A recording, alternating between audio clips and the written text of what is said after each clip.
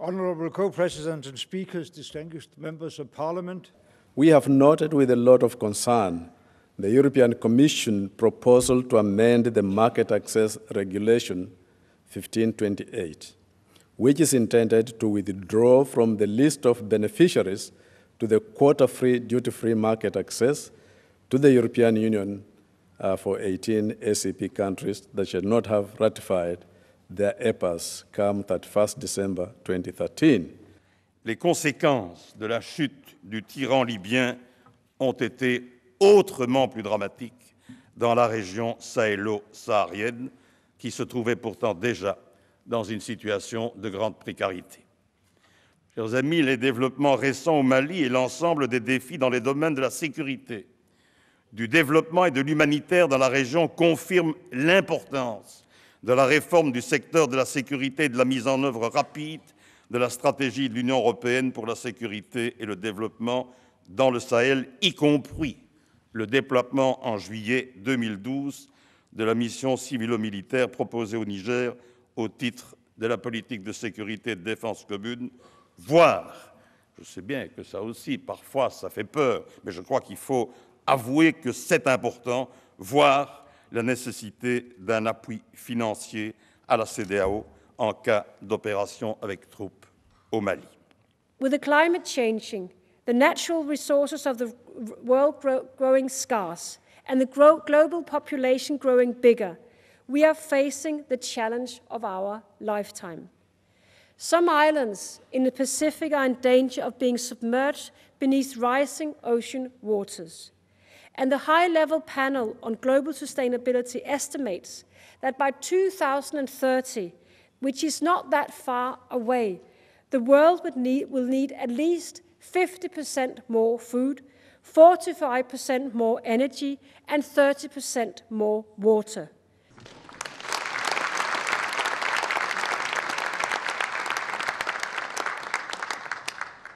Le Mali, c'est un cas extrêmement grave et je n'ai pas l'habitude d'utiliser les mots de manière exagérée, mais c'est un cas vraiment très grave parce qu'aujourd'hui le Mali est coupé en deux, il y a un risque d'implosion. Il est évident que si le Mali devait se scinder par exemple ou même disparaître, ça aurait un effet en domino sur toute la région. Et donc la communauté internationale, je n'ai pas l'impression qu'elle a vraiment pris la mesure de ce danger-là. Pour le moment, il y a en marche dans cette zone sahélienne, il y a véritablement un danger majeur. Et on n'a pas l'impression qu'il y a des alliances d'ailleurs qui sont tout à fait perverses, dévoyées, dangereuses, qui sont occupées à se nouer avec l'AQMI, avec aussi le MNLA, avec les narcotrafiquants, et tout ça est occupé à faire un tout explosif.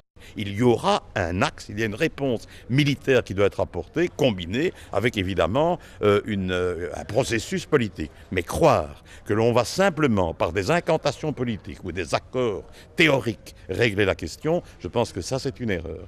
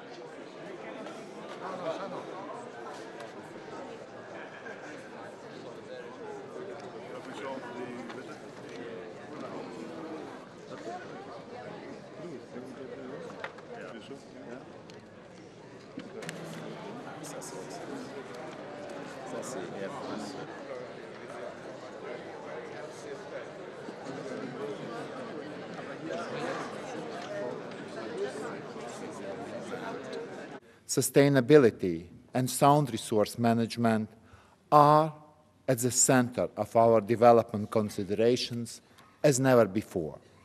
For the first time, Cotonou now recognizes the global challenge of climate change as a major aspect in our partnership. As a result, we are striving to make development cooperation more climate compatible and support ACP efforts in mitigating and adapting to the effects of climate change. If we are to produce more from fewer resources, we need to be using those resources more effectively, as well as reducing losses and waste.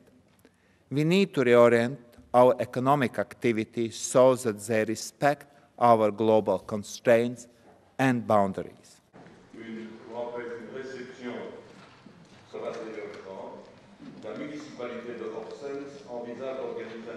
Instead of going and countries individual, maybe. Merci, Monsieur le Président. Si vous me permettez, Monsieur le Président. La situation malienne et le nouvel accord hier entre les forces du MNLA et AQMI et les rebelles et d'autres, et là l'exigence d'un État islamique par rapport à ce qui était un État laïque, pour nous c'est très grave. Qu'on en soit arrivé jusque-là, qu'on n'ait pas pu empêcher la contamination de la guerre, de l'intervention militaire en Libye par rapport au Mali, et que d'autres pays aujourd'hui, comme le Niger, comme le Burkina Faso, on parlera du Nigeria, etc., sont aujourd'hui reçoivent l'onde de choc de ça, avec une zone d'instabilité importante. Pour moi, de ce que j'entends de mes collègues africains, c'est le gros souci. La puissance des femmes africaines qui nous disent la santé, les enfants, la situation des agriculteurs, tout ce qui fait la vie de tous les jours, tout ça, il faut y travailler ensemble. Et ce sont des messages finalement, certes de soucis, mais aussi d'immense espoir, tellement le dynamisme africain est impressionnant. Pour notre Europe qui est en train de se gratter, de se dire mon Dieu, on est en crise économique, comment est-ce qu'on va faire? L'exemple de l'Afrique qui a tant de difficultés, mais qui garde un dynamisme extraordinaire est pour nous quelque chose de rassurant. My intervention was about volatility in food prices, which is a major issue for African countries. The European Union, we spend about 7% of our household income on food. Most African countries spend over 50% of their household income on food. So a change in food prices here is an inconvenience for us. A change in food prices in Africa can be a disaster. And so we want to ensure that we manage food stability better, particularly by tackling speculators. So the main thrust of my report is about dealing with food speculation.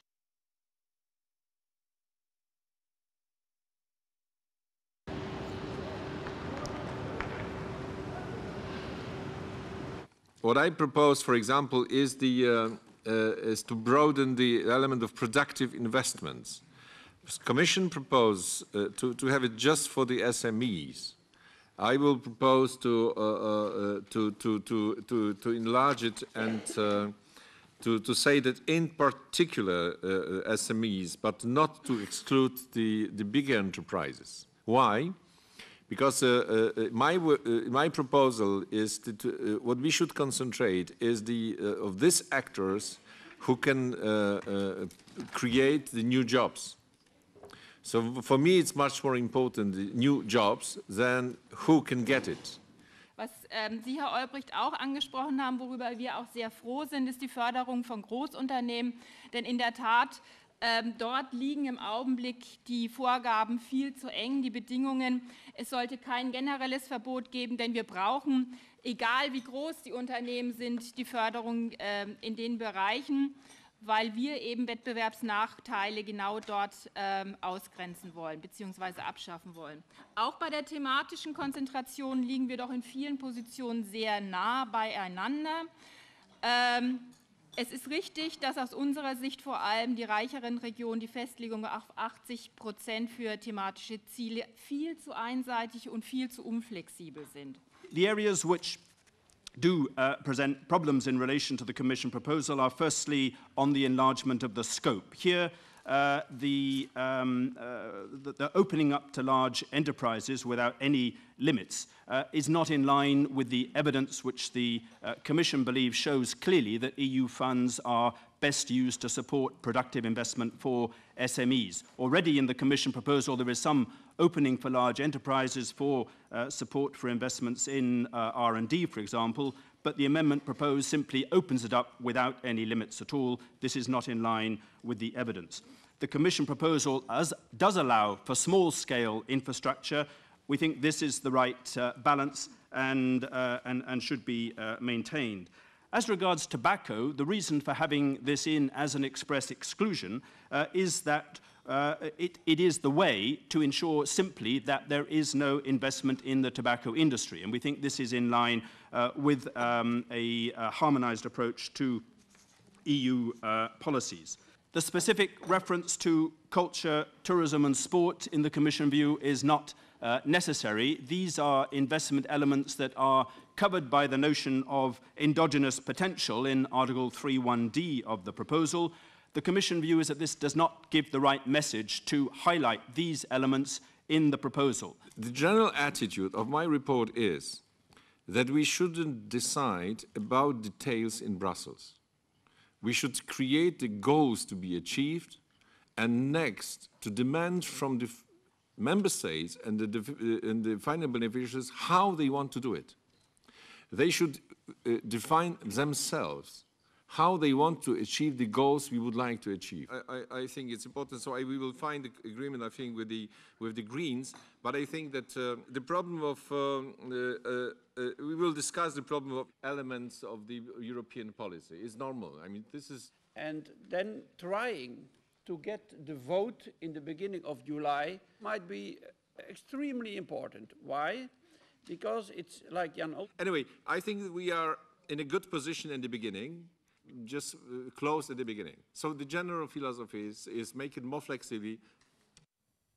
Thank you very much. So on this, I understand that the focus today will be also with the available shadows to look deeper, also in the Council, and later today, in this meeting, we will talk with the Commissioner and with Mr. We don't want to be in a situation that some parts are concluded in unanimity.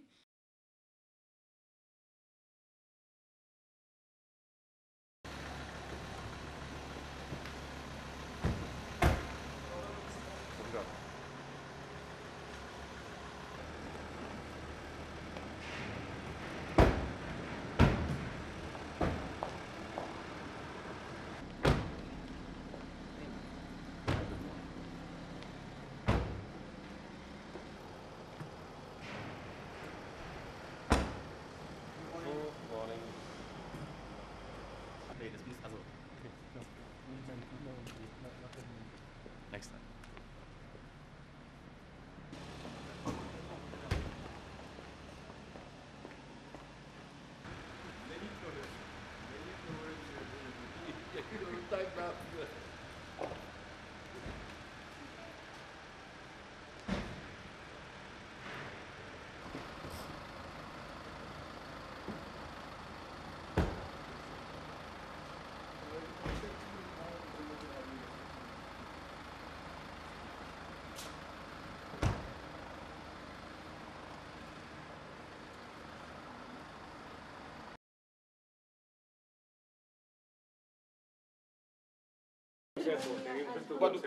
Estaremos aquí hasta la 1 leyendo los papeles. Bueno, o sea que estamos aquí ya firmando sin leer absolutamente nada, te puedes imaginar.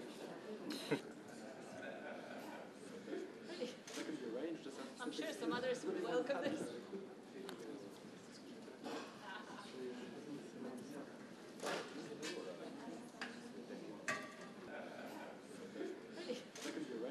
I'm sure some others would welcome this.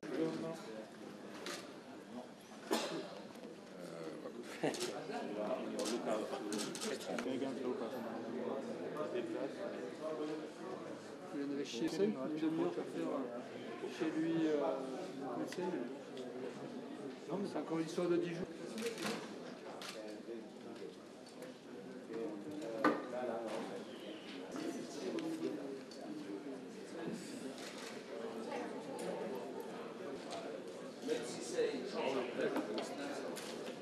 Hi, good to see you. I'm sorry I missed you last week. Yes, exactly. Bedtime. We're very sick. How was it? Ah oui, maintenant je sais transmettre. C'est quoi le marteau? Ah non, non, non,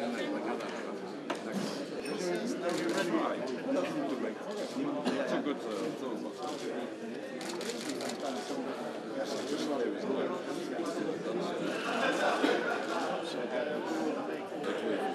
for June, it's very to stay with the same.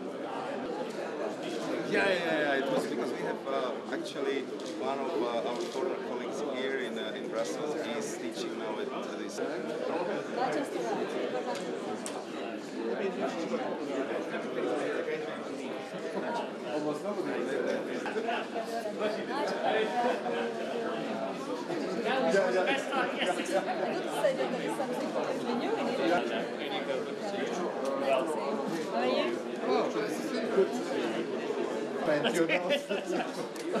Remakes. A user study today. Nos han dado cuenta, he estado en un gris, lo he tenido ahí, el ángel de la guarda me ha dicho.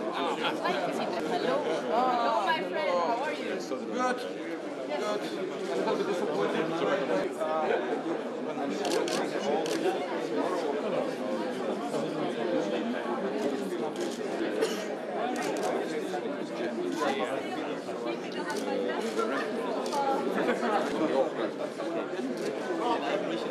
Just for starting,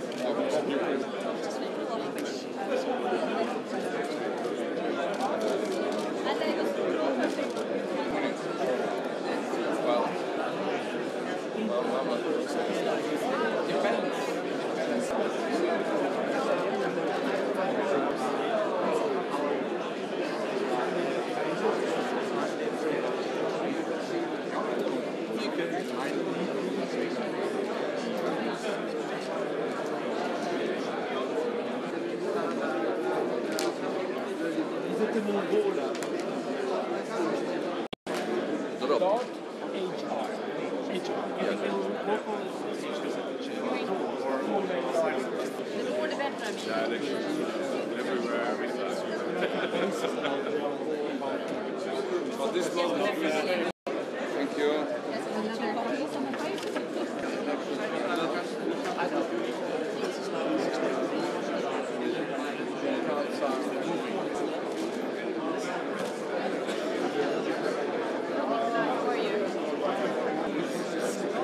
Yes, I'm basically at one point. No, está muy bien, está bien. Ça va? Ça va, même débat.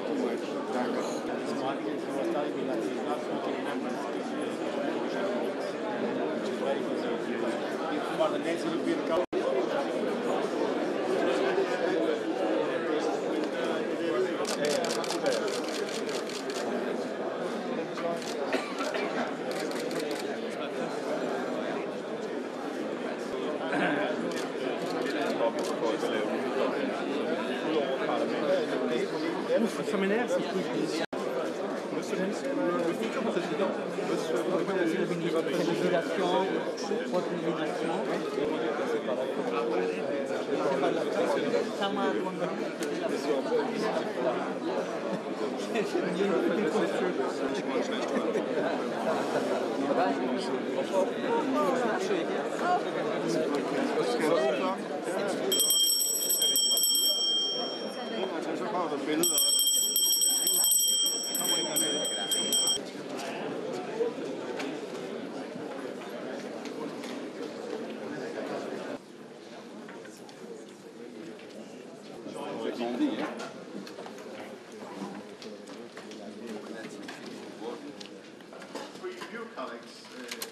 Participating here today.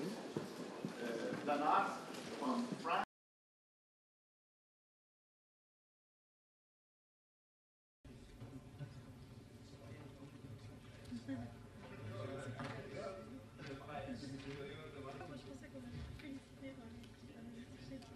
For the first time, the draft includes the revenue side. And I believe that today we have made very good progress and done what we set out to do. On the basis of the work done on the negotiating box so far, we expect to be able to deliver what has been requested of the Danish presidency to the European Council in June. And I also believe it's fair to say that the negotiating box was well received by member states. On the informal General Affairs Council meeting, growth and jobs will very much be on our minds. We will work hard to contribute to an agreement at the European Council in June on a comprehensive set of growth-oriented measures. In Aarhus and Horsens, we will discuss the full negotiating box with a view to preparing the European Council. We will also reflect on how the MFF can contribute to enhancing growth, employment, and competitiveness. I just highlighted the importance the Commission attaches to have a very clear outcome of the June summit, because we believe that we need to deliver a very substantial and operational growth agenda. And therefore I very much supported the Danish presidency efforts into fast-tracking some of our proposals. Last item on the agenda was Croatia, where I confirmed to the Member States delegation overall positive assessment of the Commission on the country's accession preparation. And I underlined that the Croatian has already reached a considerable degree of alignment with the acquis, and that we would, of course, prepare our comprehensive autumn monitoring report, and we stay fully committed to Croatia's successful accession to the EU on the 1st July 2013. This exchange of views was really useful, however, without breaking news, without much of surprise. Everything is in the shadow of a crisis, everything is in the shadow of the question marks over the Greek elections.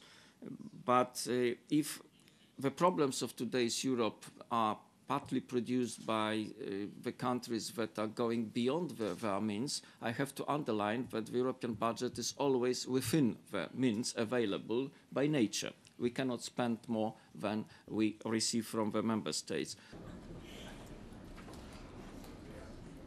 What was not contested is that the European budget is about investment, very much needed in today's Europe, also cohesion as an area of investment. Therefore, my impression is that it should be placed as a partial answer to the European crisis, as a growth strategy element, and shouldn't the areas of the budget that are most, with the greatest potential for growth, shouldn't be cut.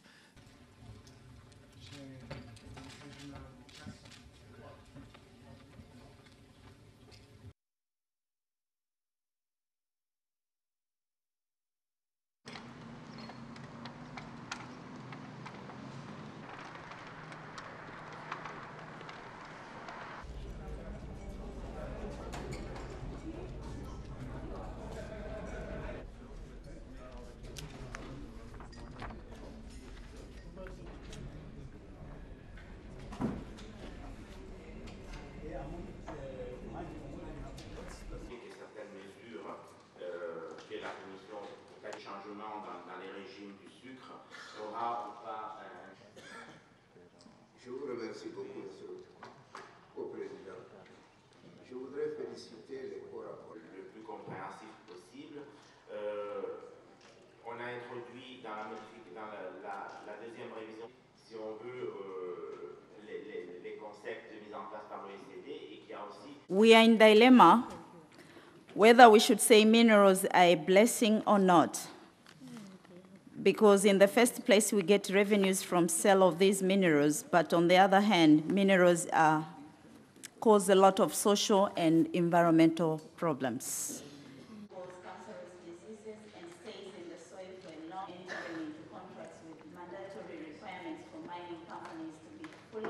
Child labor is still widely practiced in small mining operations in particular.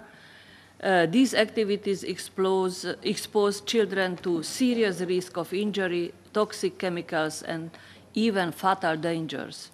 Money laundering and tax evasion multiply illicit profit from the income generated by mining. Ces industries peut améliorer la gouvernance du secteur en termes de le country-by-country report et le project d'évasion fiscale par des compagnies internationales qui exploitent. Maybe some of you share the same feeling. Oh, Rio, it's almost getting too late. We cannot achieve a lot in Rio. Ladies and gentlemen, we cannot afford not to achieve something, and something substantial in Rio. We have to have substantial deliverables in Rio. Green growth is not just something for us in the developed part of the world.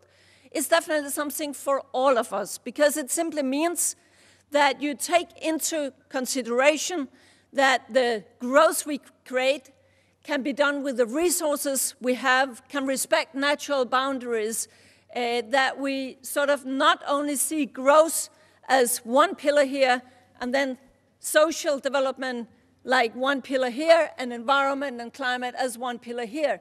We have to have a much more holistic approach. Resources that could finance education, infrastructure, etc. Sur l'intervention effectivement de M. Guerrero. Comment combattre cette malédiction des ressources naturelles et comment en faire une bénédiction pour le développement? Je crois que c'était le point central de notre réflexion. Il est clair que plus de transparence dans la négociation des contrats est l'une des conditions au préalable. Ensuite, on est tous d'accord aussi qu'il faudrait que lorsqu'il y a des activités minières, elles profitent avant tout à la population locale, au développement local. Et lorsqu'on parle d'encourager les entreprises pour engager de la main-d'œuvre locale, surtout les encourager à investir dans leur formation. Ce n'est pas de la main-d'œuvre locale qui manque, c'est des gens formés. C'est ce que le plus souvent les entreprises mettent en avant. En ce qui concerne aussi du rôle du Parlement ou de la société civile, il est important de les impliquer davantage dans la négociation des contrats, dans l'accès à l'information. I think it's embarrassing that thousands of negotiators last week had to spend more than a week fighting over an agenda issue. You know, we have to go down to business now, and we cannot afford to backtrack from what was actually achieved in Durban.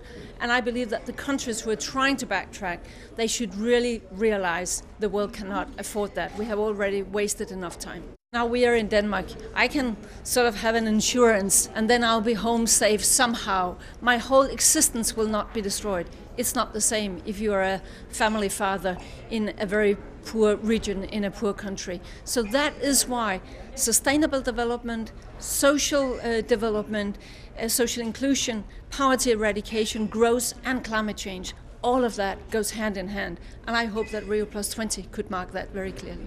Hello, from Poland. Thank you. Black Center.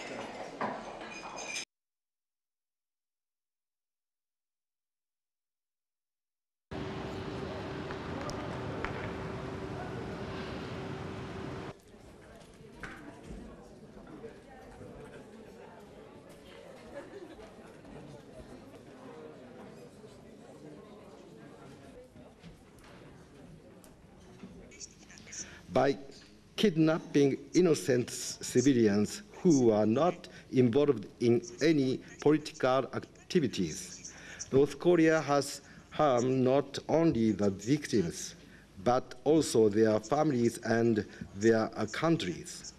Recently, we received information about a young American who disappeared in China's Yunnan province on August 14, 2004. His parents and brother came to Tokyo to meet us, and as we learned more about him, we felt his disappearance is very suspicious too. 유엔은 신수삼 원효가 1987년 이래 북한에 강제 구금 당해왔으며 현재도 강제 구금 상태인 것으로 공식 판정하고 북한의 현재 이제 상황을 해결하기 위해 오길남 가족들을 즉각 석방하고 적절한 보상을 해줄 것을 권고하였습니다.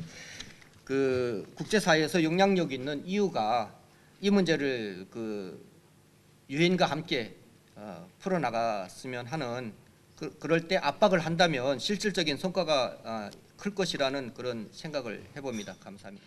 The human rights situation in the DPRK remains deplorable. The most recent State Department report on human rights practices, which was released just last Thursday, notes that North Korean defectors continue to report extrajudicial killings, disappearances, arbitrary detention, arrests of political prisoners, torture. The judiciary was not independent and did not provide fair trials.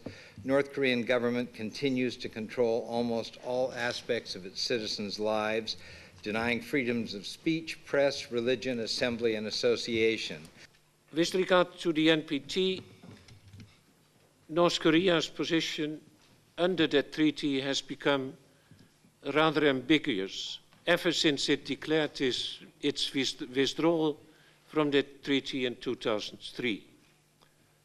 For the EU, no proof has been provided that the conditions required for such a withdrawal indeed were met.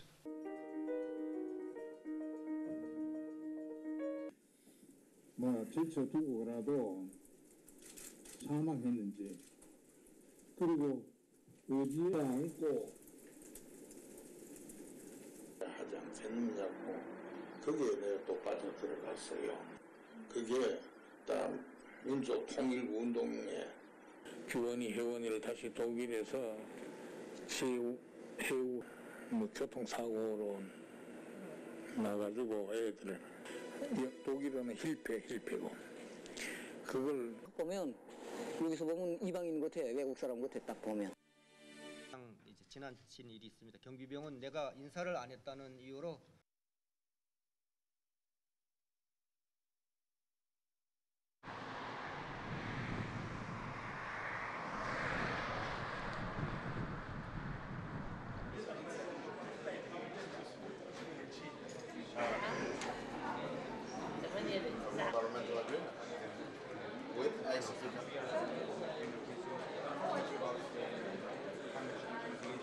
This issue a main point for the future between Europe and en descendant au niveau du pays, on ne favorise pas l'intégration régionale. C'est qu'on veut voir globalement dans la bonne voie. Pourrait ne plus bénéficier du système de préférence générale. By definition, a temporary measure cannot continue forever. And, as I have said earlier, without legal certainty, economic operators tend to forsake business opportunities. On top of this, maintaining free market access for all is also fundamentally unfair. It is not right to give the same treatment to countries that don't implement EPAs and to those that do go through deep, if ultimately beneficial reforms. The situation doesn't help governments that implement necessary reforms. Nobody will force ACP countries into agreements which they decide they do not want. Those who do not want to participate in a multilateral trade facilitation agreement will not be coerced either.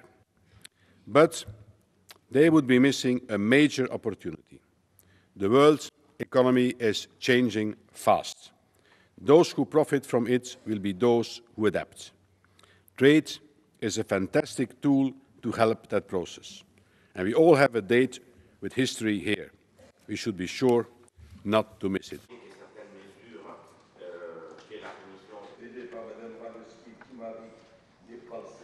Quand Al-Qaïda va occuper l'ensemble du Sahara, de la Mauritanie jusque dans l'Aïr, il va être extrêmement difficile d'assurer une véritable coopération entre le Nord et le Sud. Parce que vous savez très bien la spécialité de ces gens-là, c'est l'enlèvement des otages, c'est le trafic de drogue, c'est le trafic des armes, c'est la diminution des libertés individuelles et collectives. Ça veut dire simplement que c'est une région qui va être invivable. Au jour d'aujourd'hui, je pense qu'on ne doit plus hésiter à prendre ses responsabilités. Parce qu'on sait véritablement à quoi nous avons affaire. À quoi nous avons affaire. Je n'exclus pas la possibilité de dialoguer ou de négocier, parce que des hommes politiques négocient toujours. Mais j'ai la conviction profonde qu'aujourd'hui, chacun d'entre nous doit savoir à quoi s'en tenir. Que ce soit le Mali, que ce soit la CEDEAO, que ce soit la communauté internationale, je pense que ces gens-là, il faut mettre fin à leur présence dans le nord du Mali. Et que le Mali doit rester un et indivisible.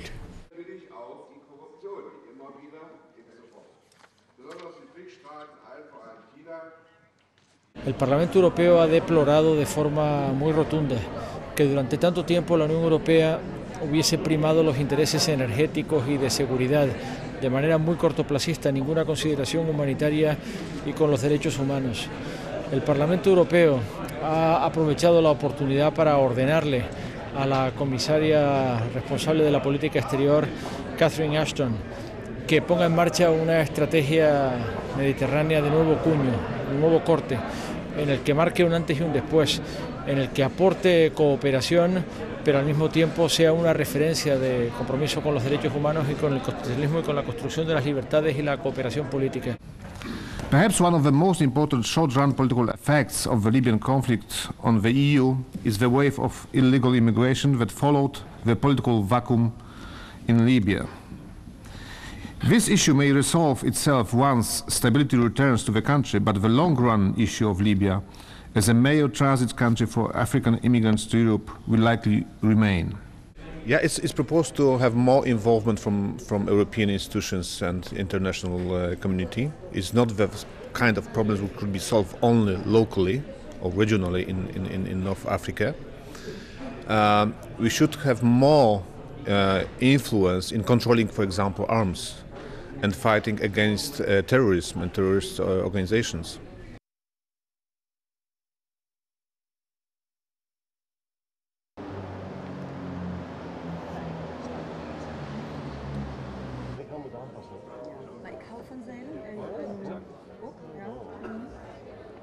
Le principe de l'intangibilité des frontières hérité au moment de l'accession des pays africains à l'indépendance.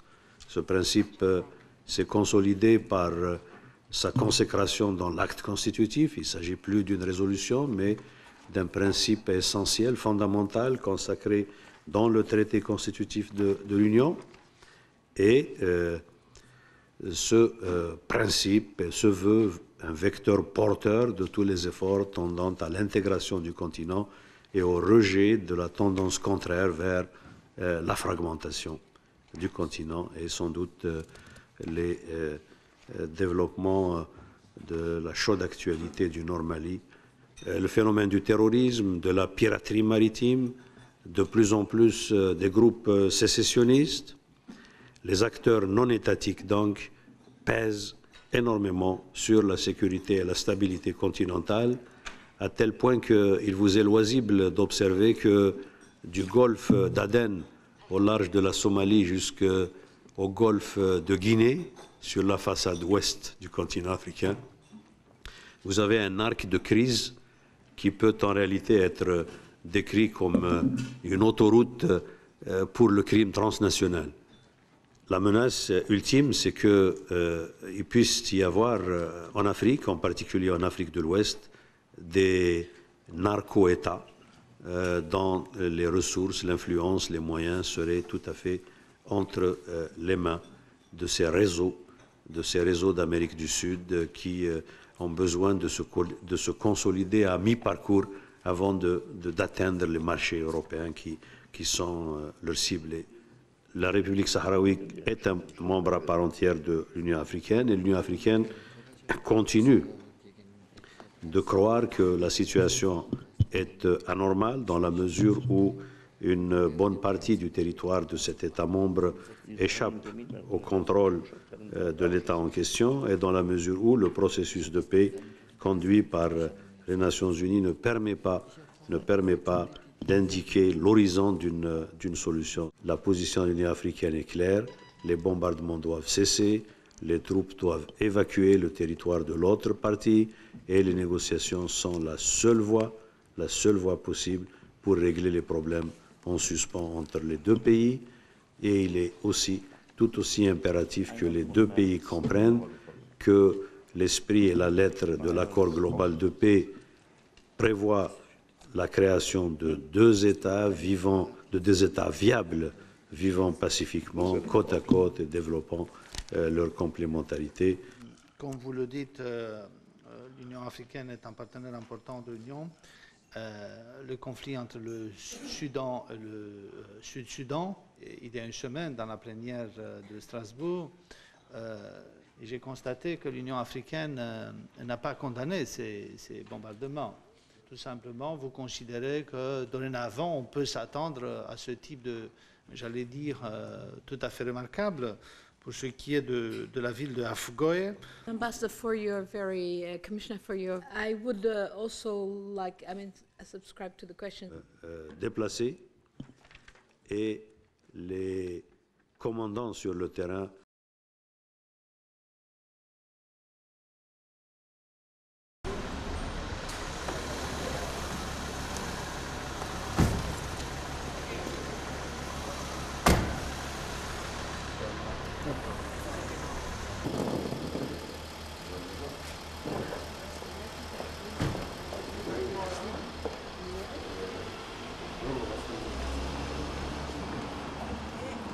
In München ist die Infrastruktur bestens, denn es gibt dort ja das Europäische Patentamt und deswegen gibt es viele technikkundige Juristen und eben Techniker, die bestens geeignet wären, in dem Europäischen Patentgericht dann tätig zu sein. Außerdem liegt München zentral, für alle gut erreichbar. Deutschland ist ein sehr patentaktives Land. Alle sachlichen Voraussetzungen sprechen für München.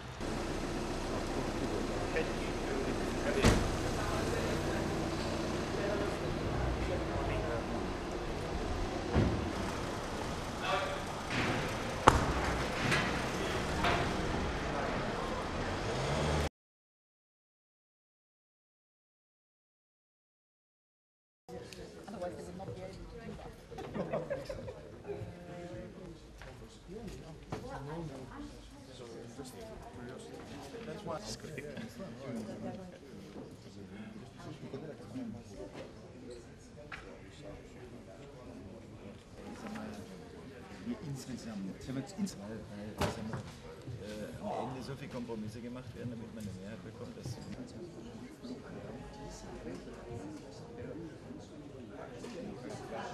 ja, klar.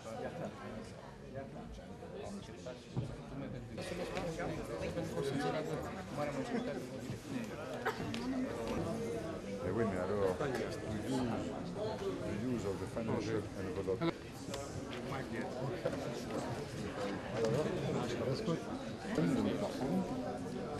Ja, we schrappen hier het plafond en we schuiven hier, want de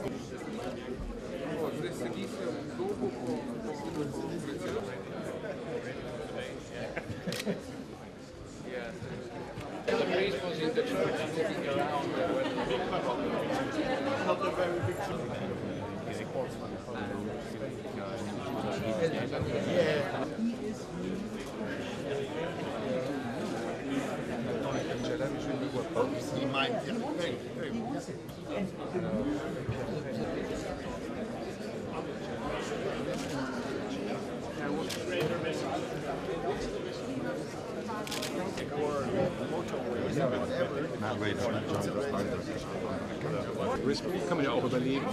Und dann ist das eine Funktion Länder, so ist dann eine Frage.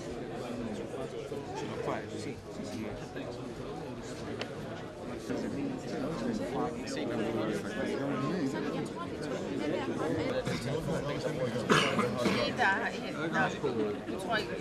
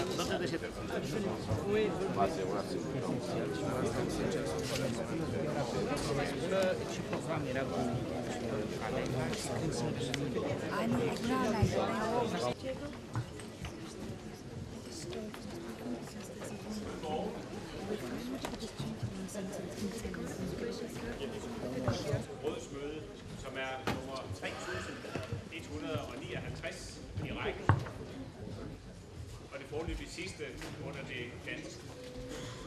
Og det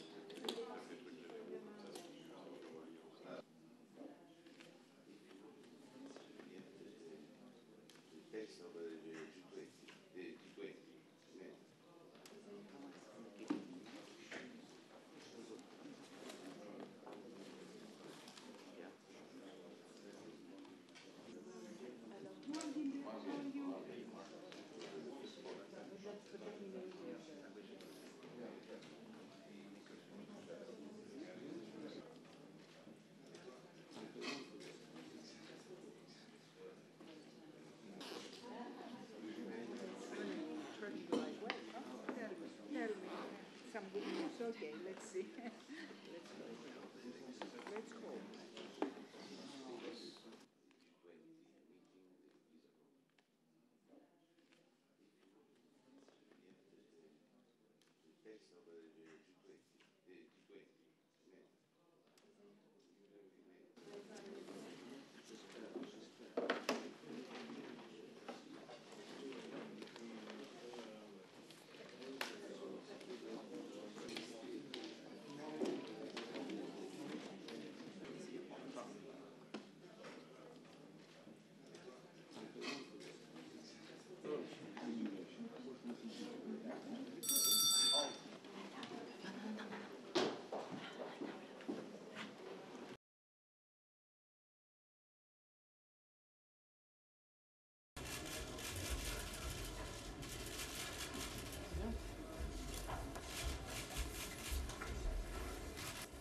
In some areas, we have made good progress. I can say the medicine is beginning to work.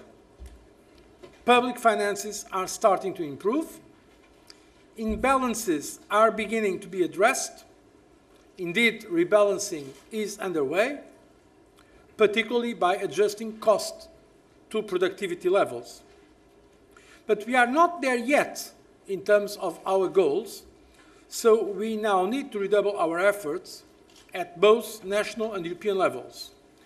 We need to move further and faster.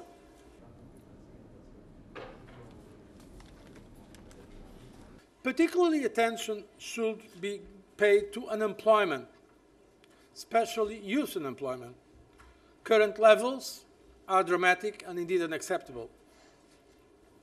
While there is no quick fix, much more can be done to invest in training, better match skills to labor market needs, and to shift the burden of taxation away from labor.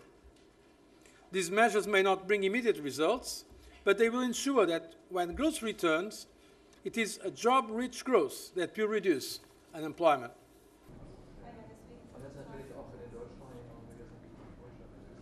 We intend to look at the further steps we need to take towards a full economic union to complete our monetary union. The Commission will advocate an ambitious approach.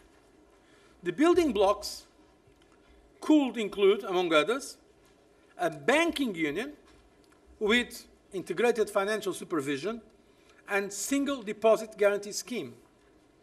And as you know, our ideas on stability for bonds are already on the table. But it's true that the mood is negative in many of our member states, and this is usual when we have a deterioration of economic perspectives. this is not new. When you have in Europe a situation where the economy is not going well, the public opinion sentiment regarding European integration is more negative. That is why I'm asking all the leaders, including at national level, to explain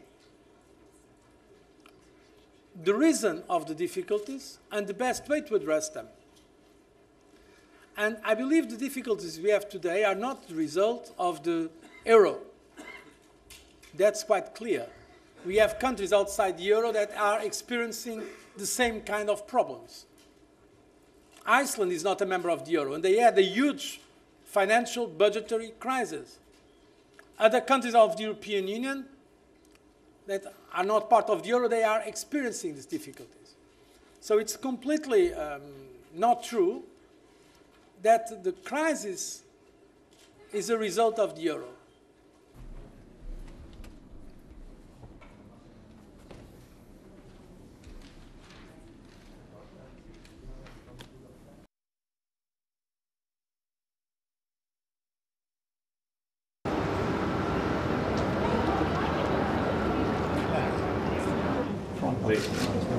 Thank you. Welcome. It's a pleasure to welcome you.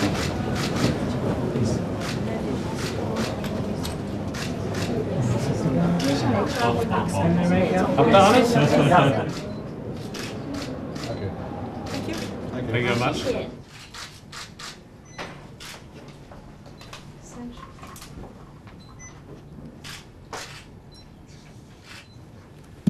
Thank you very much. Thank you. Please. Please. Vielen Dank. Gestern glaube ich, brauche das gibt hier. Das ist mein letzter Stand. Hello, nice to see you. A lot of friends around the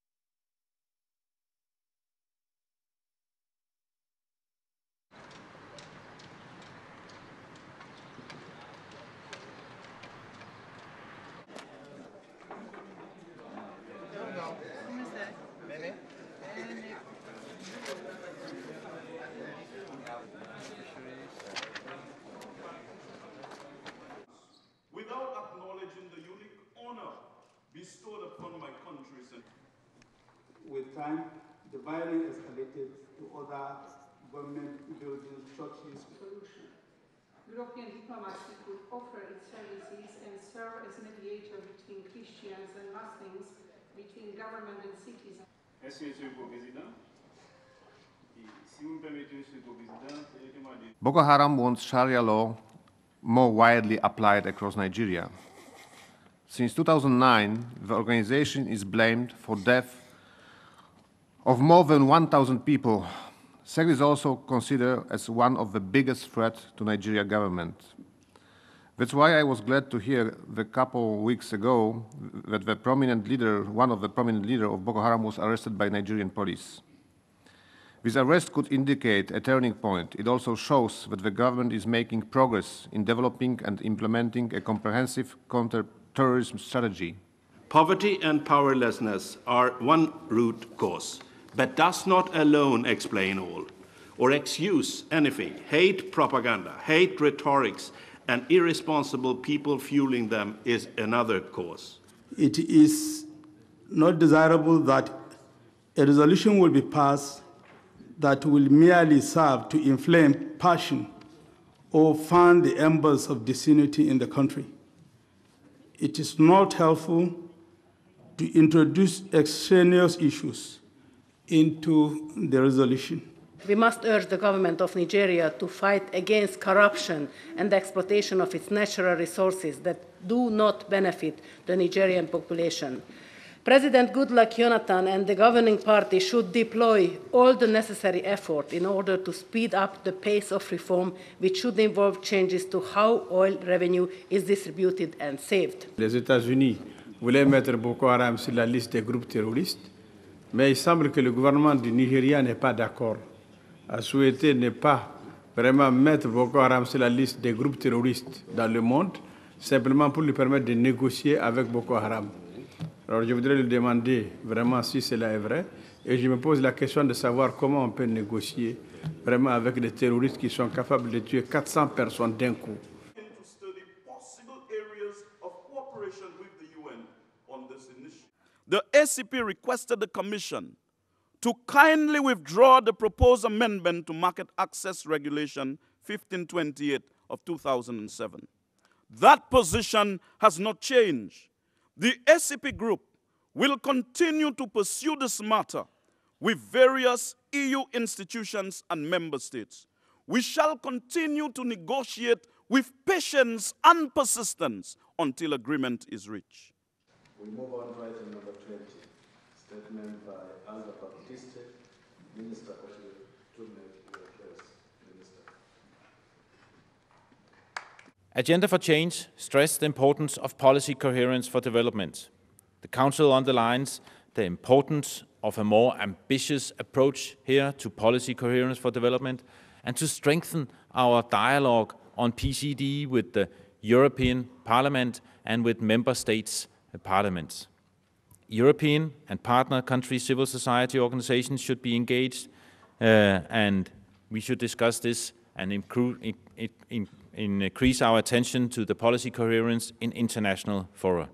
Economic partnership agreement negotiations and their accompanying development programs are concrete examples of our efforts to mainstream PCD throughout our trade relations with the ACP countries and regions. Player number 11, Kalula from Zimbabwe. Player number 12, Peter from Namibia. Player number 13.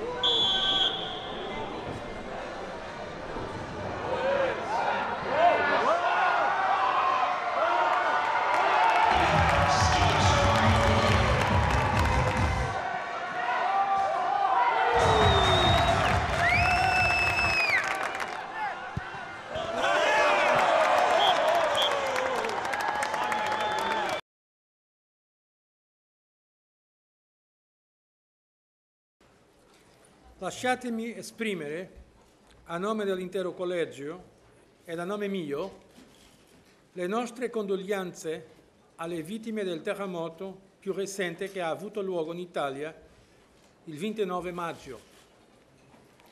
La Commissione europea è profondamente rattristata ed esprime la sua piena solidarietà ai cittadini italiani. Nell'ambito delle nostre possibilità, siamo pronti ad aiutare concretamente l'Italia a far fronte alle conseguenze di queste e delle altre recenti catastrofi naturali. Il commissario europeo alla politica regionale, Johannes Hahn, si renderà nelle regioni di Emilia-Romagna il domenica 3 giugno, lo accompagnerà il vicepresidente Antonio Tajani.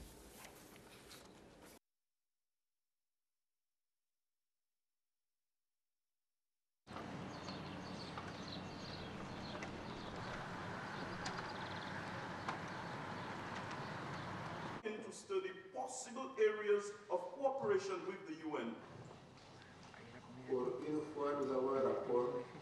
Well, I come from a country where for 30 years in Northern Ireland people killed each other, and at a distance it was represented as a Catholic-Protestant conflict, which of course it wasn't. And from a distance we've been looking at Nigeria and seeing it as an anti-Christian crusade, and we realise now from discussions we had with both Christian and Muslim MPs from Nigeria that it's much more nuanced than that. We've had experience in my own country, for example, of reconciliation of communities and also of using resources to try to assist underdeveloped parts of the country. Now, Nigeria has quite a lot of assets. In fact, one person described it as a land of milk and honey, and yet there are a lot of parts of Nigeria not benefiting from that. So here's an area where we could exchange information on reconciliation and local development and learn from each other. And I think that that opportunity is really unique. We know what the similar group like Al-Qaeda and others can do. And we had great conversation with our colleagues, and Guy Mitchell from Ireland reminded that they had similar problem with the Northern Ireland for 3 decades, and it was very, very destructive. So it's important that they take hold of it as soon as possible by organizing people, citizens, leaders with the government, because some of the Nigerian colleagues told us, and independently, Muslim and Christians, Boko Haram is danger to everybody. They don't pick. They don't exactly against Christians. They said there may be more Muslims who are victims to these organized groups than the Christians. I believe that Nigeria is a very precious country, 60% oil producers, and if you see where this oil goes, then of course there is still a real poverty. So you need a better check and balance within the countryside. And as you know, I'm very much for taking care of religion, but they should put a special eye on homosexuality as well, because if you talk about human rights as European member states, of course we should expect a similar treatment from Nigeria as well. And let's hope, as so many people left, 10,000 just left some time ago to Chad in Niger because they couldn't find the right place for leave. I really hope that we can have a mission to Nigeria. We should sit with the President of the Republic and with the government that it's not the time to make blah blah. You have to make proper action, but you have to treat properly the commands what to do. But people has to feel that this is a state which cares. And of course, if you talk about sustainable development in the region, then that's what Nigeria needs for. Then I believe that we really could do some further steps. And as I listen to the debate of my colleagues and of course the minister from the region, I'm really convinced that there is a common solidarity for the Nigerian people, and they should feel that we are really doing to have a better life for them. Quand on voit les capitales africaines, elles sont véritablement, comme on dit, en débordement. Elles ont des services, des infrastructures qui pourraient à peu près répondre aux besoins de 5% de la population qui pourtant y vit, y grouille. Et tout ça sans services sanitaires, sans services éducatifs, sans services infrastructurels. Absolument rien n'existe dans ces grandes villes. Et en tout cas, c'est totalement inadéquat par rapport au nombre important, avec évidemment des effets catastrophiques aussi sur les régions rurales, puisque les gens qui viennent de la ruralité, croyant trouver un emploi et donc des moyens de subsistance en ville, ils vont nourrir quoi? Ils vont nourrir, si j'ose dire, l'immense majorité des marginaux, des gens sans emploi, des gens qui n'ont pas le minimum vital pour vivre. Donc c'est quand même extrêmement grave comme phénomène, et c'est un phénomène qui est généralisé. Et on considère aujourd'hui, ceux qui suivent l'Afrique depuis longtemps et qui connaissent bien, ils considèrent aujourd'hui que c'est le problème majeur, c'est le problème social, politique, économique majeur. Donc il faut absolument organiser les villes, il faut absolument créer de nouvelles villes en dehors de ces grands centres, avec des services, avec des écoles, avec des petits dispensaires, avec des terrains de football, en essayant aussi d'axer sur l'emploi.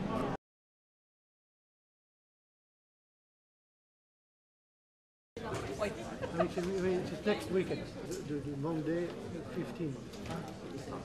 I have to check this podcast.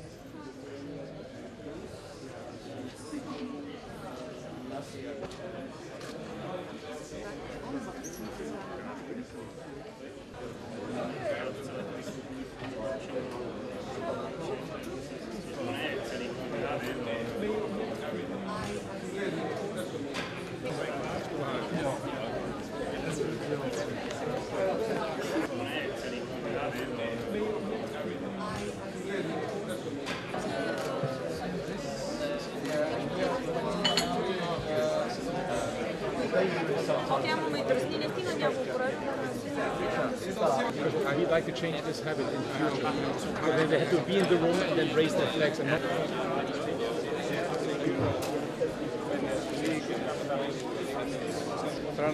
Transistoveron tärkeydestä.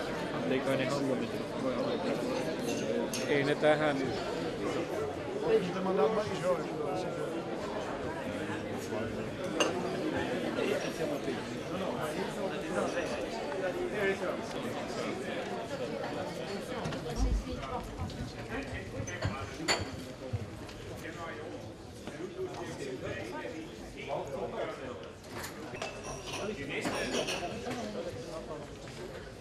Næste punkt på dagsordenen er modernisering af direktivet om offentlig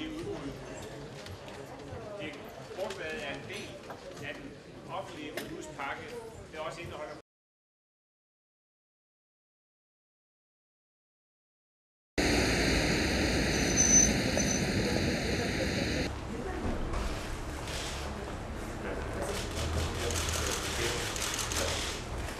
You know the house.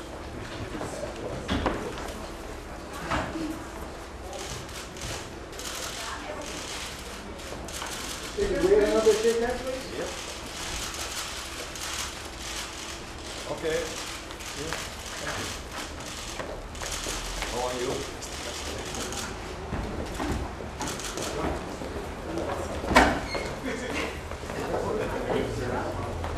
Good. Hello. Need a little handshake.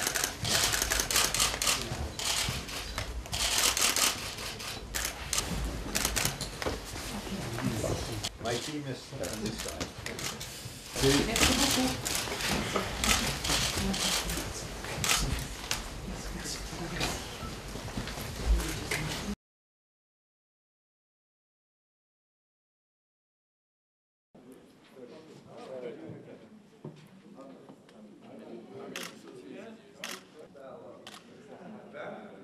Wilt u wat meer? And we expect Cecilia to join us later on. Yeah. Can we have a handshake, please? Yeah. Thank you very much. In front of the open door.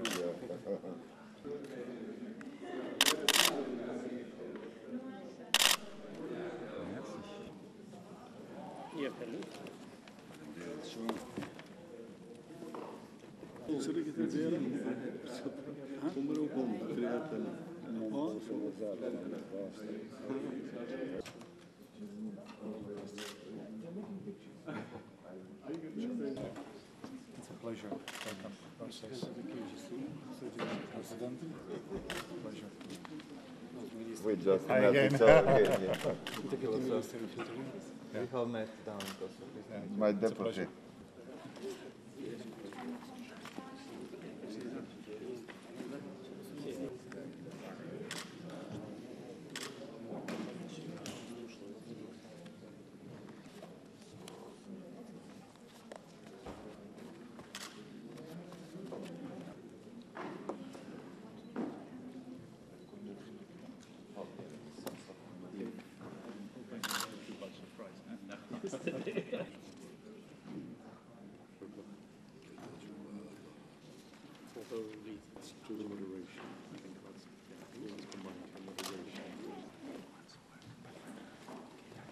So it is, and I'm very pleased to see today that the dialogue brings together a host of distinguished people.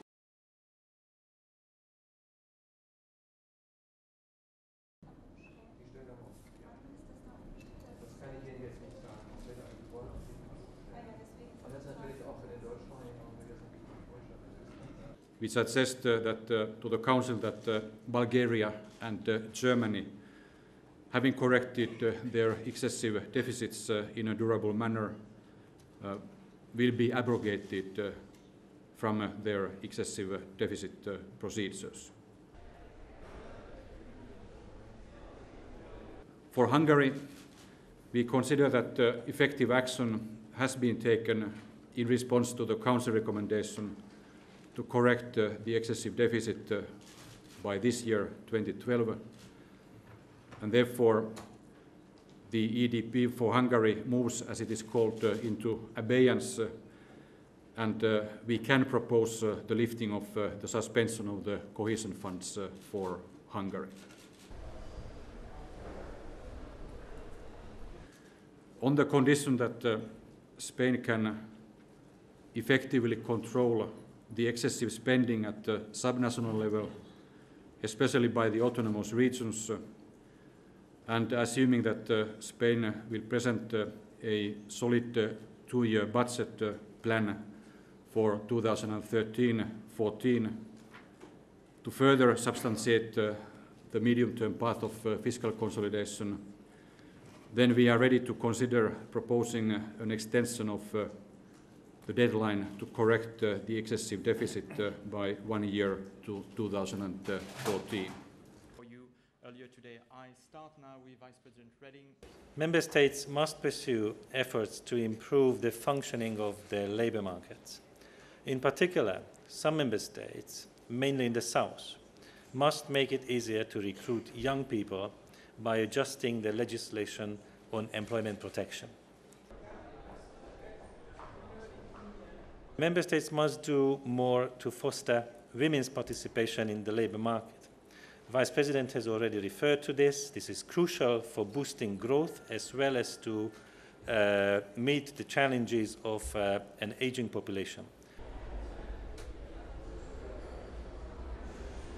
It is vital to protect the vulnerable against the damage resulting from the continued economic crisis. Otherwise, we are putting social cohesion at risk for years to come. Member States need to act to improve the adequacy and coverage of social protection systems, ensure access to quality social services, and better target social assistance. Now the turn. Labor taxation in many member states is still too high, and not enough has been done to shift this burden towards more growth-friendly taxes. Taxation can incentivize work and employment, but only if smartly designed. The opportunity for a smart tax shift is too frequently being missed. We have asked some member states to look again at their property taxes. Without a doubt, the debt-fueled consumption of the past decades has failed us. Therefore, taxation which incentivizes debt and encourages housing bubbles must be phased out. Ordinary citizens could potentially carry a lighter tax burden if everybody paid what they owed. However, tax evasion and avoidance lead to revenue losses of around 1 trillion euros a year. Many member states could do a lot more to improve tax compliance and collection. Many more information, so please go to this website to check the available information. Thank you very much.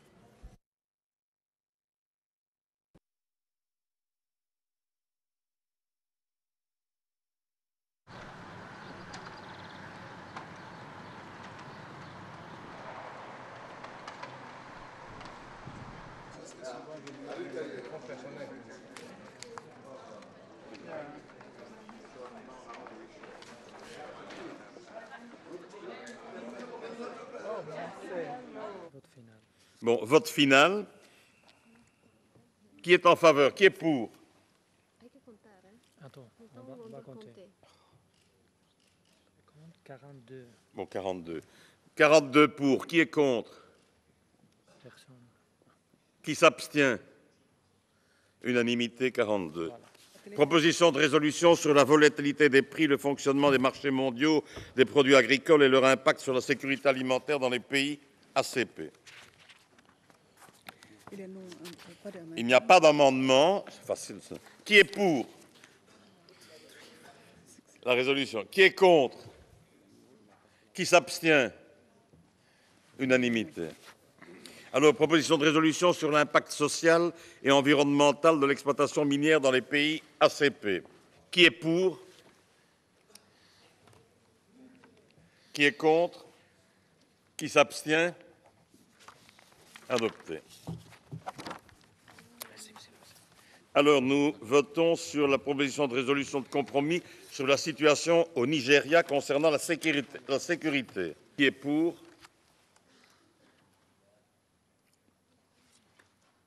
Qui est contre? Abstention? Unanimité.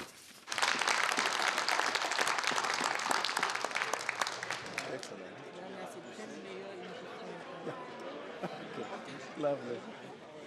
Yeah. Okay, Mr. President, congratulations. Now you must do that later. I've done it. You have done the it. first draft.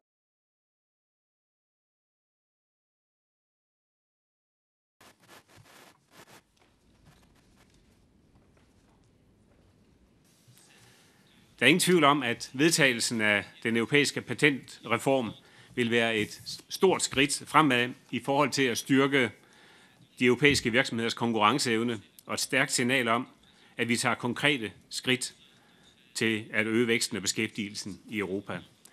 Lige måske for at give det som et enkelt eksempel, så er det sådan i dag, at det koster ca.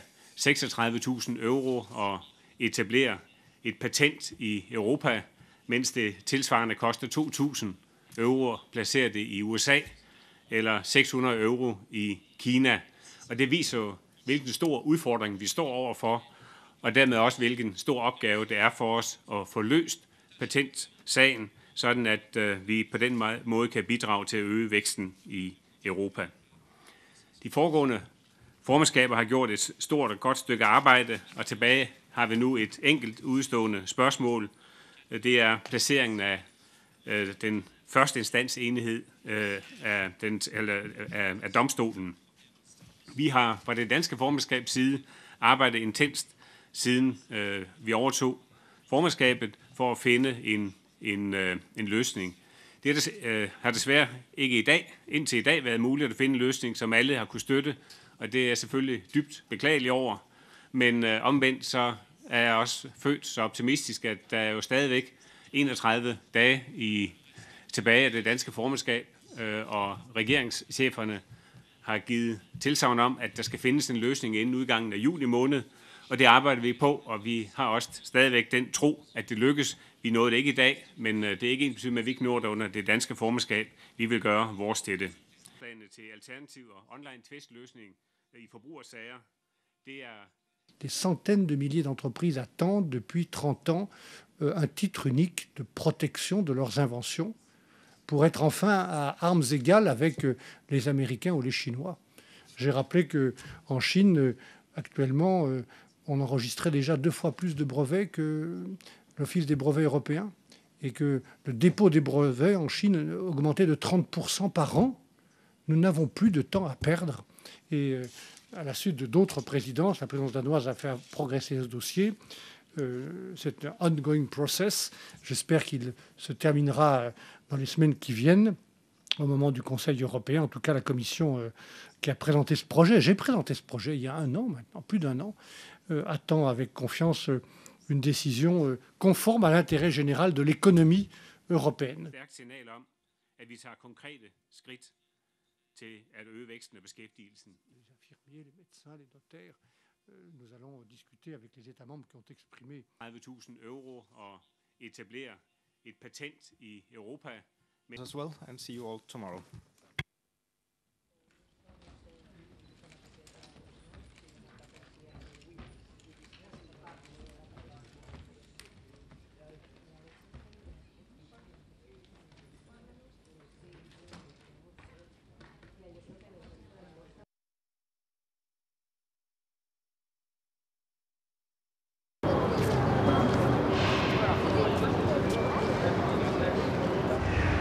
President, welcome to the European Parliament. Herr Staatspräsident, herzlich willkommen. Ich bitte um Entschuldigung für meine leichte Verspätung. Herzlich willkommen im Europäischen Parlament. Wir haben die anderen schon. Okay, thank you. Thank you. Thank you. Yes. Stick the text into it.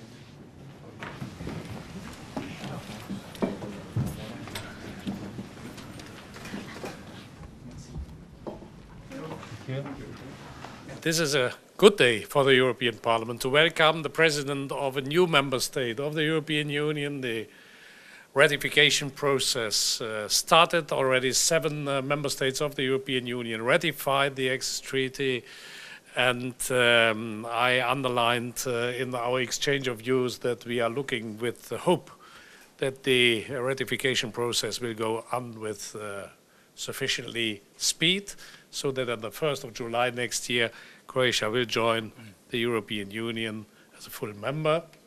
That's a good signal. We are in a deep economic and in a deep political crisis, and that in such a crisis, a member state nevertheless a new member state will join the European Union is a good signal for us. It is a signal that there is trust in the capacity of the European Union not only to overcome the crisis, but also to be a long-term project for social welfare, political security, and economic success.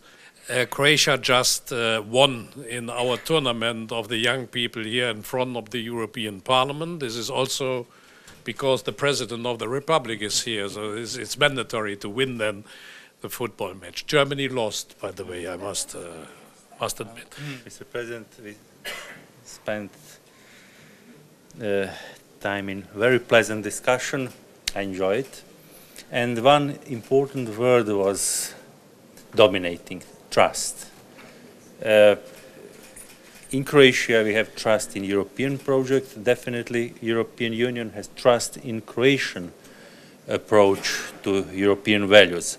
So everything is going smoothly. Croatia is devoted to all requirements, to all efforts needed for our membership, and I'm sure that our ratification process will go smoothly to the very end.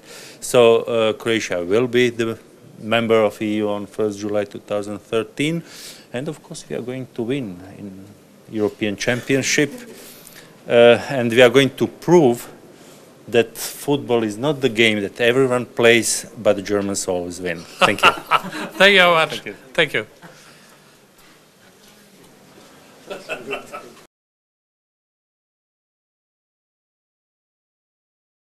After the unification. Pomerania. For Pomerania. Mecklenburg-Vorpommern. Okay, see you later. Welcome. See you.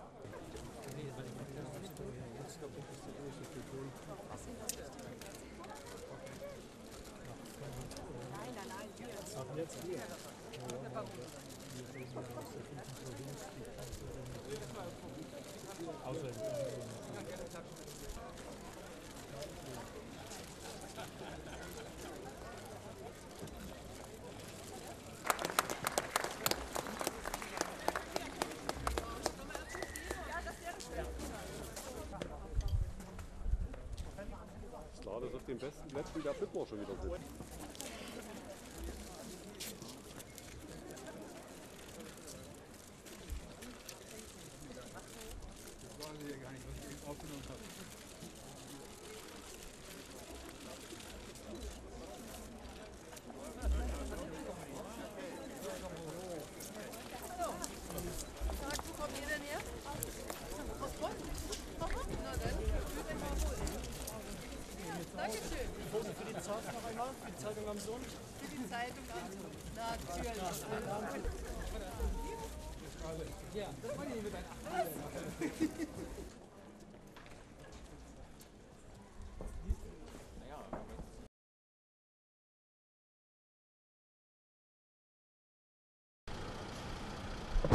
Already too late.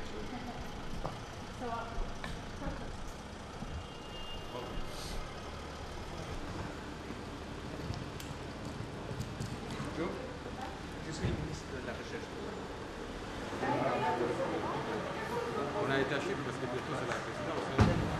Il y avait les ministres Europa es un territorio de pequeñas empresas, pero particularmente España también lo es. Entonces, esta especial atención, donde se puede llegar hasta un 20% de participación de las pymes en los retos sociales, en liderazgo industrial, que pueden comportar un presupuesto superior a los 10.000 euros. Creo que también es una buena noticia para Europa y también particularmente, efectivamente, para nosotros. Con lo cual yo creo que vamos a asistir hoy a un paso de gigante en la investigación, en la innovación y en el desarrollo europeo en esta línea, que desde luego estamos completamente satisfechos porque encaja con la línea de la Secretaría de Estado y yo creo que supone un futuro nuevo para todos los problemas que ahora nos están acuciando, ¿no? La creación de empleo y la creación de un verdadero tejido empresarial innovador.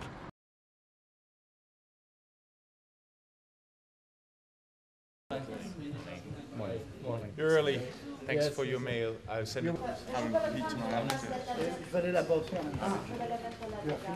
Intensive lobbying by the European gas. No, it's not even ready.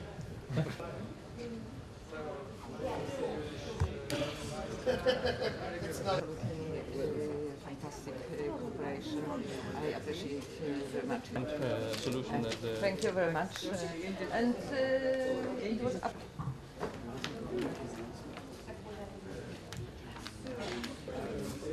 That's it. We missed an opportunity. when John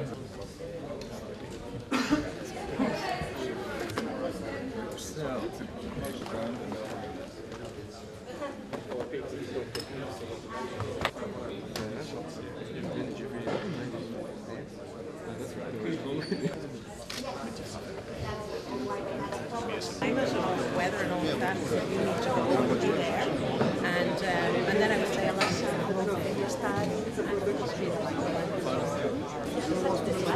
I don't think that he actually can. Did you get my message? Do you have any date just? Good. Thank you. Thank you. Good for us.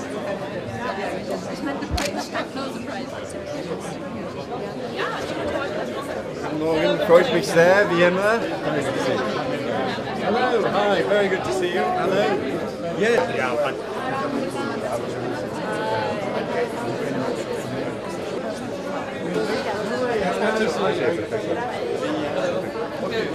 The question is whether some of the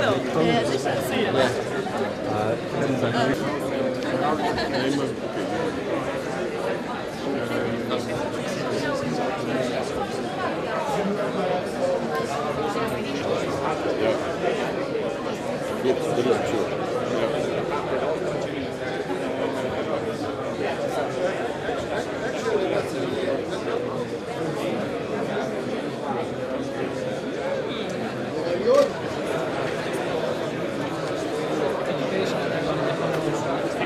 Claro, literal. Yo me tomé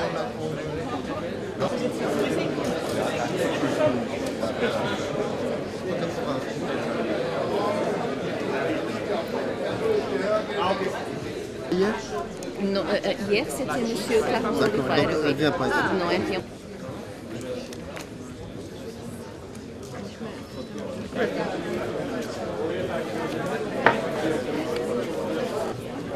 Mulle kyynää, kyllä mä oon tuonut Voitko lainaa?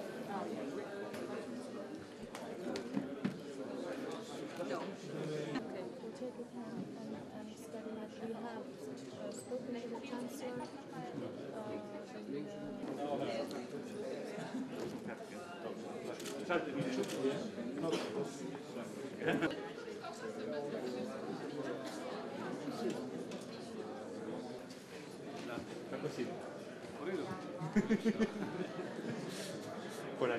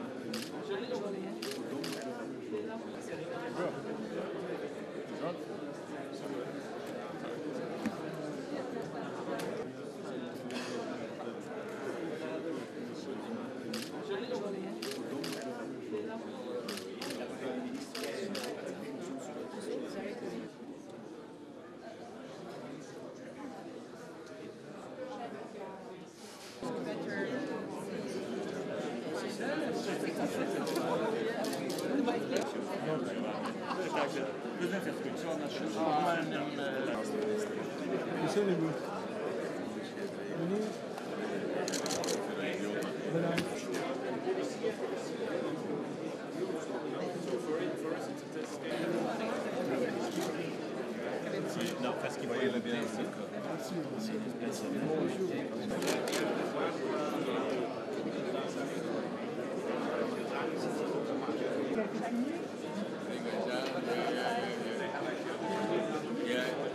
Mikä siinä se Japani, Kanada.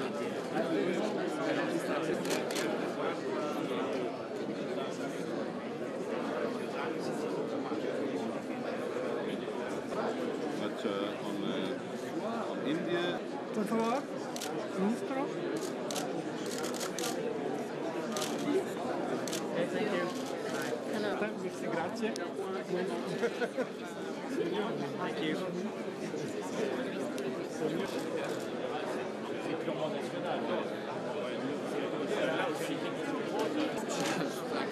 Can I have that in writing? Hey, a question on the agenda. Why don't we take a deal?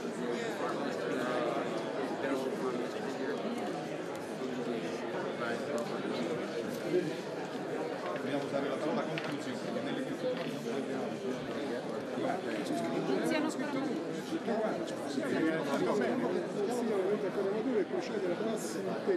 And the agreement will come in immediately after. Oh, Leave yeah, you the yeah. pen, Well, and then my colleagues will show it. Give you a pen for the... You're welcome. Right, yeah. Yeah. We did all that.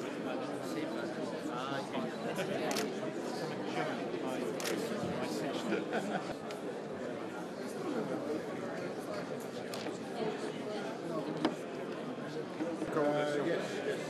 Vous êtes satisfait de vos recommandations? Before I was in November, last November I was member Les princes? Okay.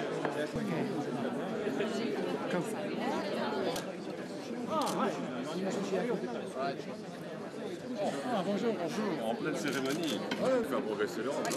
Oh no, ce l'hai, va bene. Bonjour, bonjour.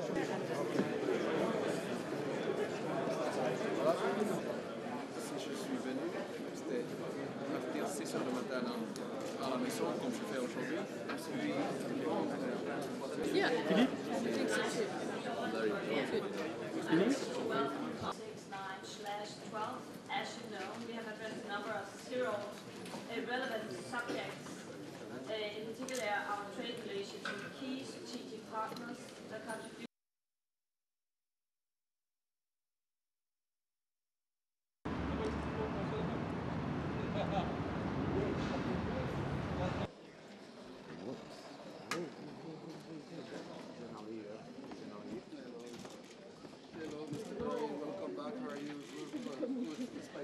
The next step is to basically, for our leaders really, to clarify what is the vision from certain number of years from now.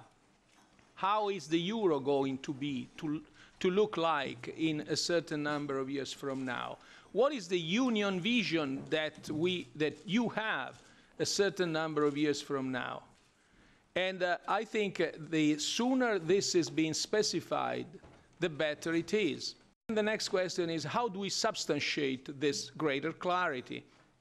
And I think that one first step we could take is exactly to create what was defined, I'm not sure exactly whether the term is the correct one, what was defined as a banking union.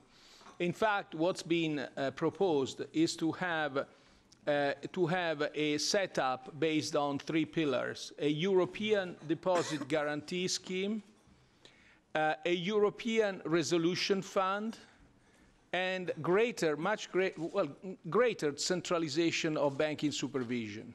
And now a very brief concrete question on Bankia. If we see the situation, then in December last year, there was the EBA said there would be a recapitalization need of 1.33 billion. Now we have had to see a recapitalization need of 19 billion. So, and in between, 4.5 were already allocated. There's a huge gap which shows a quality problem. And what does ESRB recommend in order to avoid that this happens again, and that these figures have to be precise on such systemically important questions? I think what Dexia shows and Bankia shows as well is that whenever we are confronted with the dramatic needs to recapitalize, if you look back, the reaction of the individual governments, countries, supervisors, national supervisors, is to first to say, underestimate the importance of the problem, then come out with a first assessment, then a second, then a third, then a fourth. And this has been the experience in I would say, everywhere. No? If you look at all countries have done exactly the same thing. Now, that's the worst possible way of doing things, because you end up, obviously, everybody ends up doing the right thing, but at the highest possible cost and price. So I think I urge really all governments to keep this in mind, that it's better to, in a sense, err because of too much at the very beginning rather than err by saying too little. Further centralization of banking supervision is needed, especially, I would say, especially for the large systemic groups. And systemic doesn't necessarily mean only cross-border groups, because as we can see with Bankia, for example, it's not cross-border, but it's very systemic.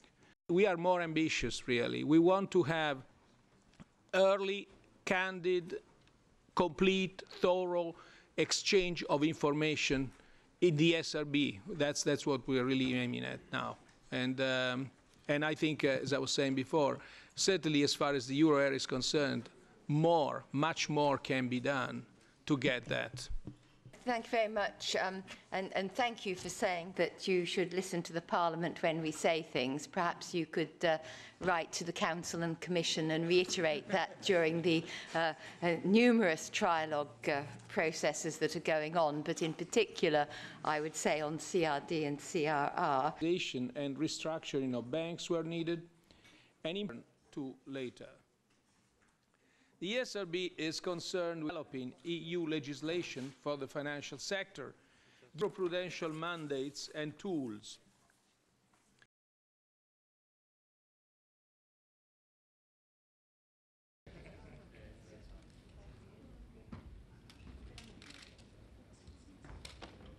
Rundown of today's events. I have with me the chair of the... After a month of negotiations, the European Ministers for Research and Innovation reached an agreement on the overall structure for the EU's coming framework program for research and innovation, Horizon 2020, which has a proposed budget of 80 billion euro.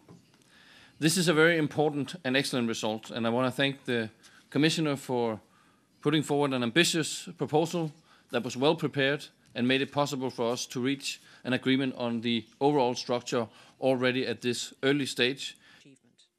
I think this is particularly important. We've also paved the way to receive or to achieve what will be a very important result, namely to simplify the access to the EU's research programs for researchers, but also for companies, in particular small and medium-sized companies. The negotiations on the rules of participation are still ahead of us, but I think there's a strong consensus that we will work diligently to have radical simplification as part of the results when introducing Horizon 2020.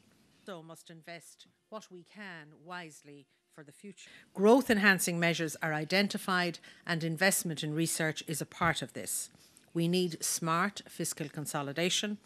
We have to rein in spending, but we also must invest what we can wisely for the future.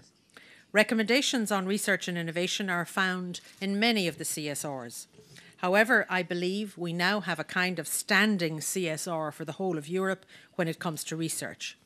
We have to constantly assess our innovation performance and keep investing here to stay ahead of the competition. For researchers, but also for companies in particular. We have presented a simpler and more efficient programme that will benefit SMEs, small research institutes, and indeed all participants. We shouldn't put that at risk by muddying the waters with more complicated procedures and rules. Second, I want to underline that the approach on both public-private and public-public partnerships implies a strong commitment from all the partners. Without such a commitment, these major initiatives will not be in a position to deliver on their expectations, including the European innovation partnerships that we discussed today.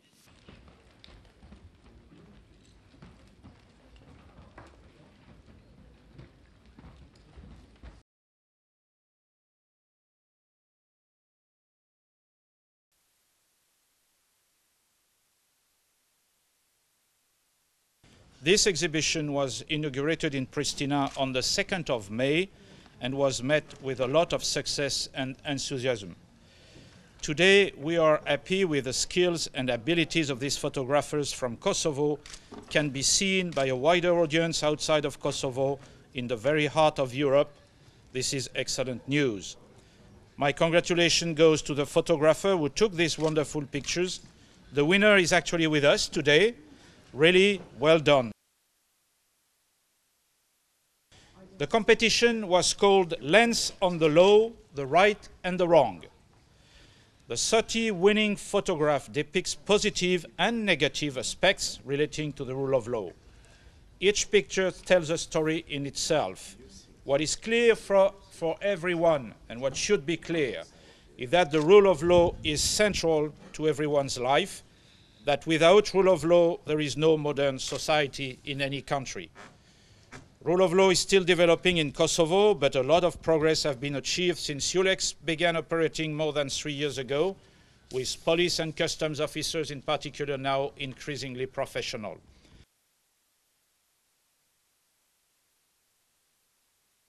Finally, I would like to thank the people of Kosovo from all communities and all backgrounds for their contribution to this contest and for their continuing desire and ambition to build and strengthen the rule of law for now and for the future.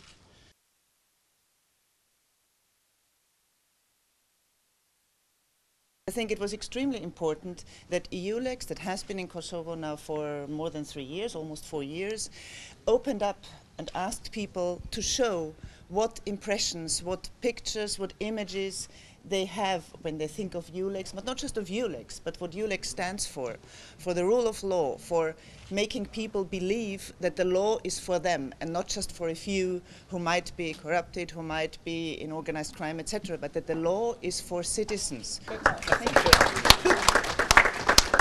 All right.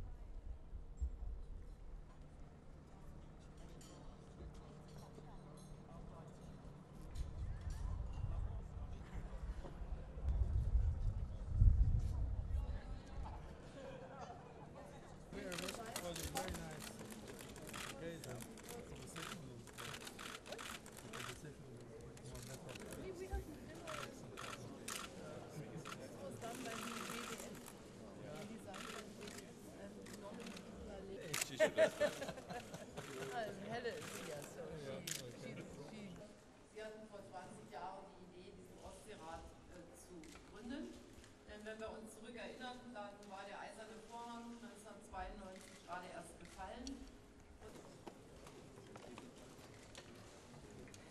Ja, Vorsitzende Pizdenko, sehr geehrter Herr Generaldirektor Lundin, Generationen zu erhalten. Und deshalb von meiner Seite aus hier vielleicht die Energiezusammenarbeit, aber natürlich auch Förderung regionaler Identität ist, auch durch die Parlamentarier. Der Ostseeratsgipfel in Vilnius, auch in der Vergangenheit, und wir werden heute über Energiesicherheit sprechen, und die Bevölkerung in unseren Ländern entwickelt sich auch ähnlich, und deshalb ist der demografische Wandel auch von entstanden, und wir haben ja gestern auch darüber gesprochen, wie wir genau diese Koordinieren, denn wir treffen uns nur alle 2 Jahre einmal, während der Ostseerat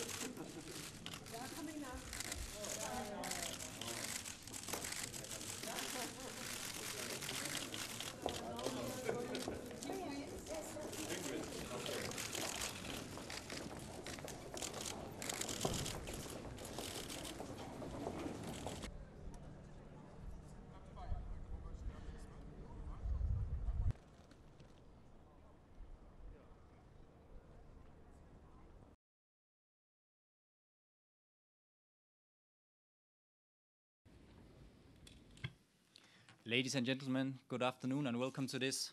Trade is the only positive growth driver in Europe in 2012. Had it not been for the contribution of external trade of 0.7% points, growth would have been negative in the European Union. From 2015, 90% of the world economic growth is expected to take place outside Europe. We need to tap into this effectively. And thirdly, the economic impact of realizing all current and free trade agreement negotiations is an increase of GDP with approximately 2.2%, which equals about 275 billion euros.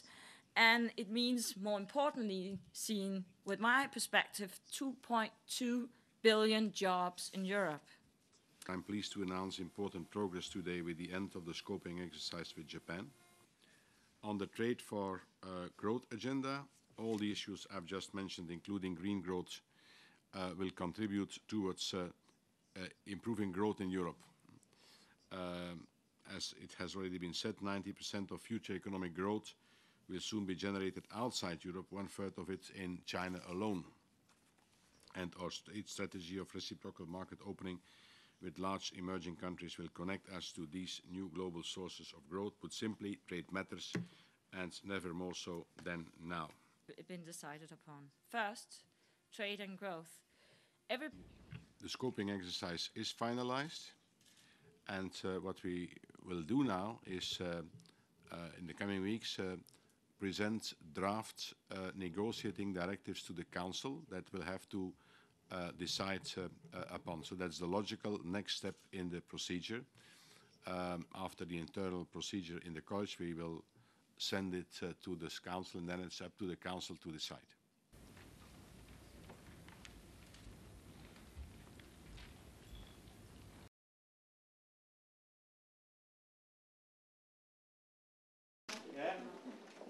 yeah. Okay, yeah, thank you.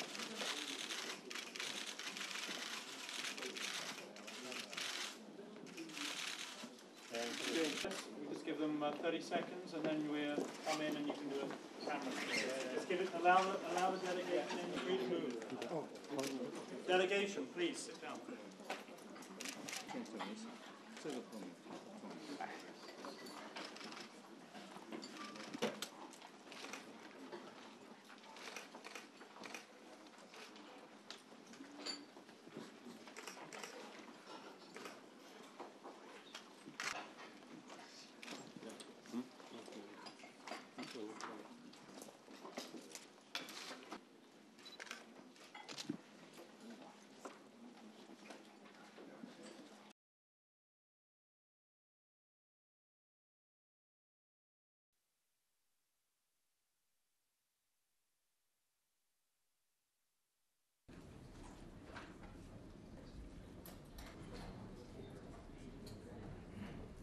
We discussed trying to push forward our talks on investments. As you know, we agreed on the EU-China summit last February to begin preparations for negotiations over investment protection and market access. I believe that the time is right for both sides to step up efforts to launch negotiations as soon as possible. We are doing so, and I have learned this afternoon that the same kind of effort is made on the Chinese side. To enlarge their investment. 另外一个问题想请问一下陈德明部长。中方希望欧盟进一步的放宽高技术产品对华出口的限制，这个保持政府采购市场的开放，克制使用贸易救济措施。同时呢，中方也表示愿意更多的进口欧洲的产品，使我们的贸易逐步的趋向平衡。我们还强调了服务业对各自经济发展的重要性，愿意积极的推动商品服务贸易的发展。Commissioner, are you planning to address this issue? Are you planning more robust action, which is what is anticipated from? We are very open to Chinese investments. It can be that the sensitivities differ from one member state to another, but the official line and also the official practice is that the Chinese investments are welcome in Europe. Different voices from some European countries. As for you, what is are your? 那么中国的企业对欧盟的投资是刚刚起步但是因为欧洲有成熟的制度所以中国企业非常看好在欧洲的投资，他们希望在加工制造领域能够把欧洲的优势、研发创新的优势和中国的加工制造能力的优势结合起来。And thank you, ladies and gentlemen of the press, for your time also. Thank you.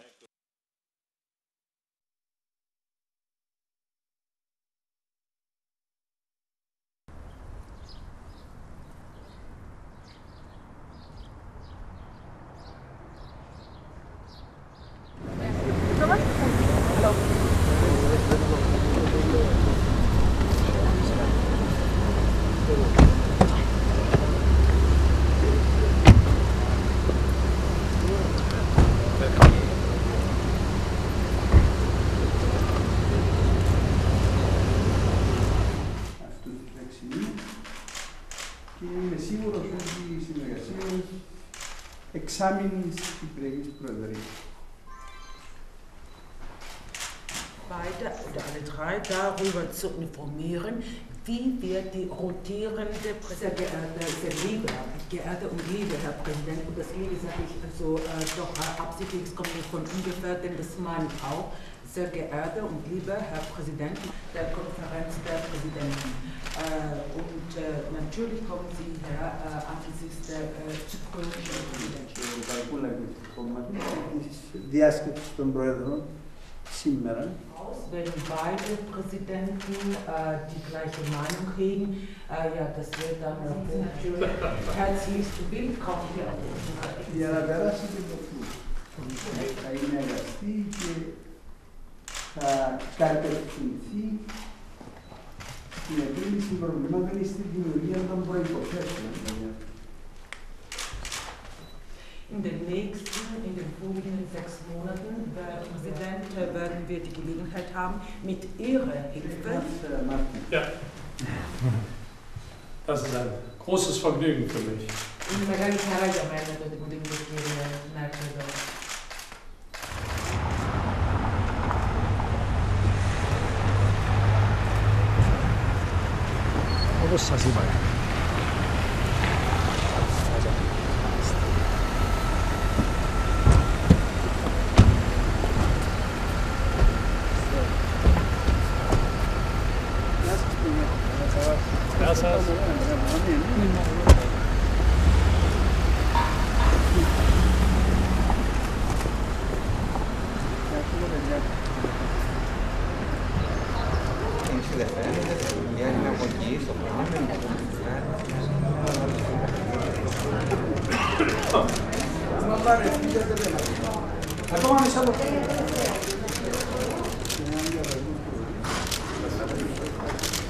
Thank you very much. Thank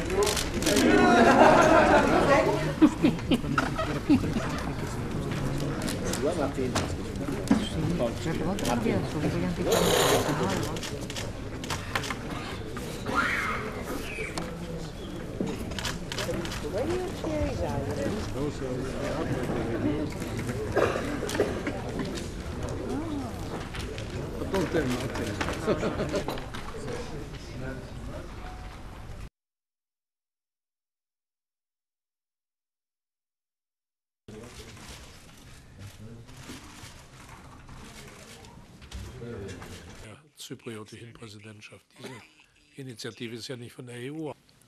Σε ό,τι αφορά στο μείζον ζήτημα της συνεχιζόμενης οικονομικής κρίσης που ταλανίζει την Ευρώπη και ειδικά τη ζώνη του ευρώ, εξέφρασα εκ νέου στον φίλο Πρόεδρο τη σταθερή μου άποψη ότι πρέπει επιτέλους να στραφούμε σε μέτρα που ξεφεύγουν από τον μονόδρομο των πολιτικών λιτότητας.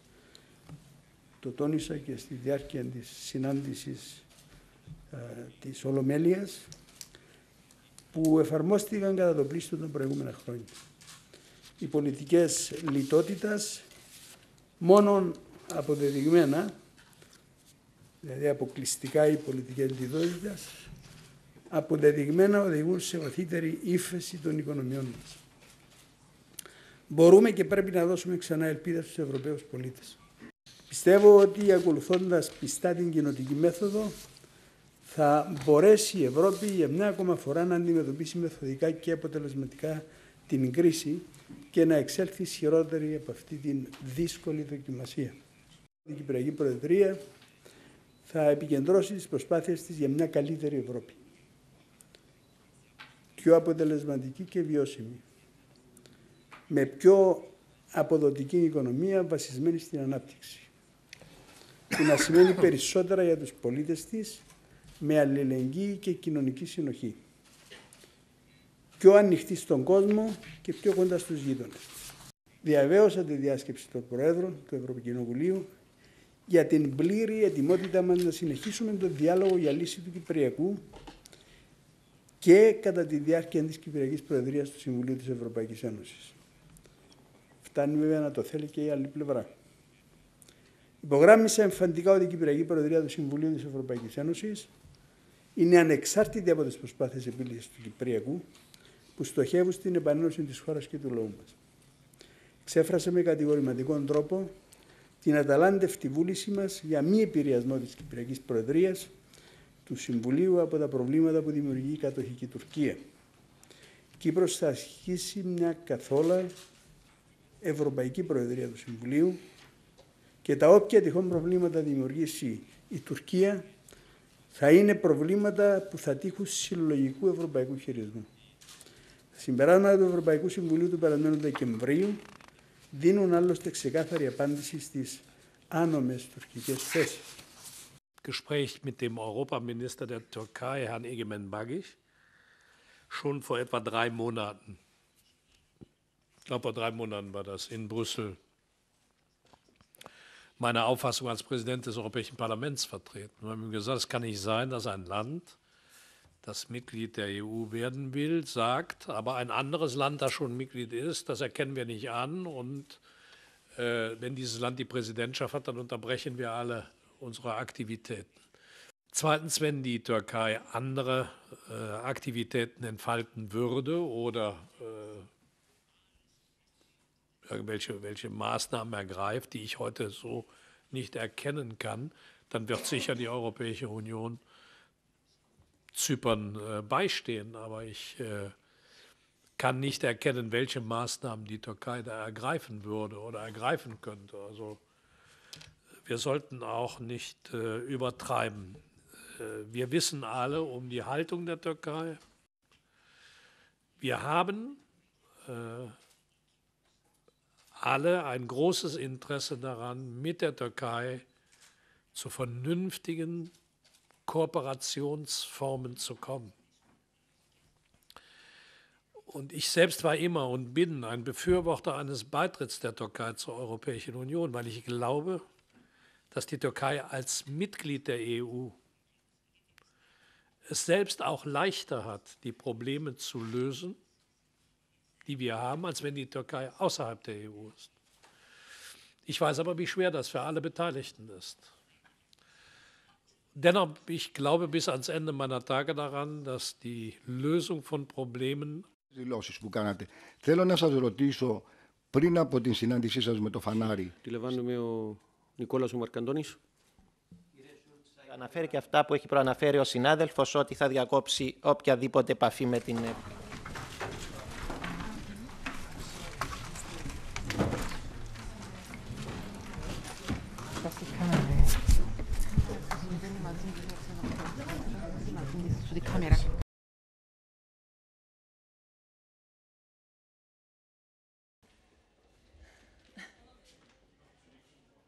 I believe we've had a really interesting conference. The contribution by Madame Pillay, the UN High Commissioner for Human Rights, was incredible, broad.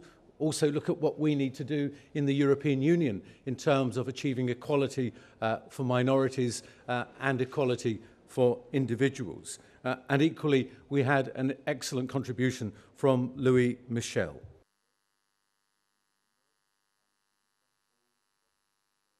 All rights are equal.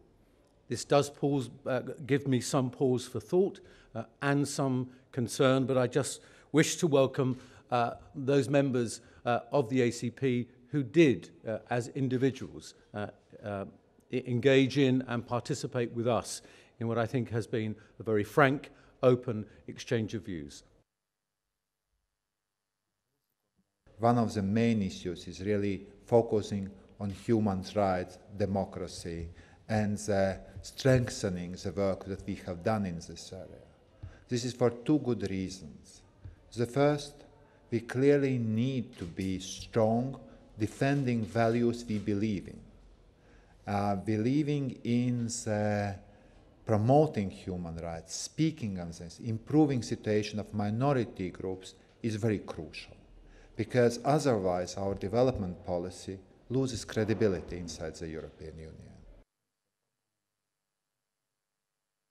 I'm glad at least that some of ACP countries participated in the debates, they said their views, and I think that's important that we continue the dialogue. At the same time, it's my task also to support minority groups and fight against discrimination. And that's why I announced today a €20 million package of support and fight discrimination. This money will be available for NGOs and civil society groups active on grounds on tackle incidences of sexual discrimination, racism, xenophobia, and sexism. The event, if you want to join, you're welcome.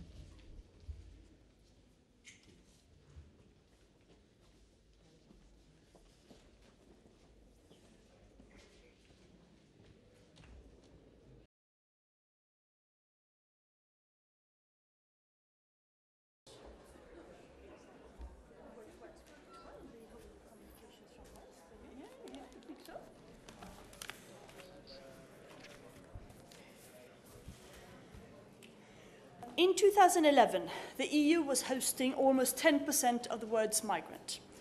This amounts to around 20 million people, or 4% of the EU population. This, however, has to be put in perspective. The US, for instance, is to host 20% of the world's migrants, and that is 13% of its population.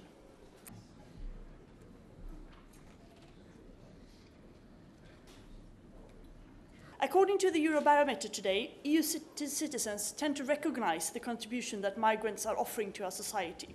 53% of the respondents says that immigration enriches the EU economically and culturally, and 68% agree that legal immigrants should have the same rights as national citizens. It's also quite interesting to note that 42% think that the EU should encourage labour migration from non-EU countries to help to tackle the demographic challenge and labour shortages within the EU.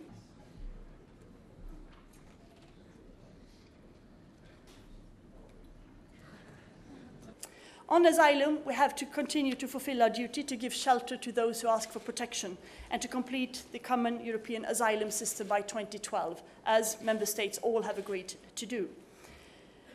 We are now entering the beginning of the end of these negotiations with the Parliament and with the Council, and I'm convinced that with the final sprint we can make it before the end of the year. But for that to happen, it's of course important that European Parliament and the Council work constructively to find a balanced compromise.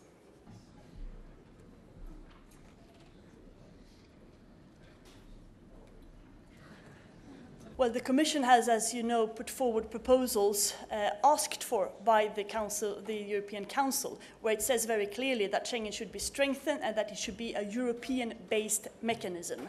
And we think that our proposal lives up to that European-based mechanism. It is clear that one of the weaknesses with Schengen today is that the evaluation has been too much of a peer-to-peer review, and thereby we have not been able to react in time when there are possible weaknesses in one country's border management. And with our proposal, we think and we hope that we could come in earlier if these evaluations are done jointly with the member states, of course, but managed by the Commission. And this is the opinion shared in the Commission and by a vast majority in the European Parliament as well.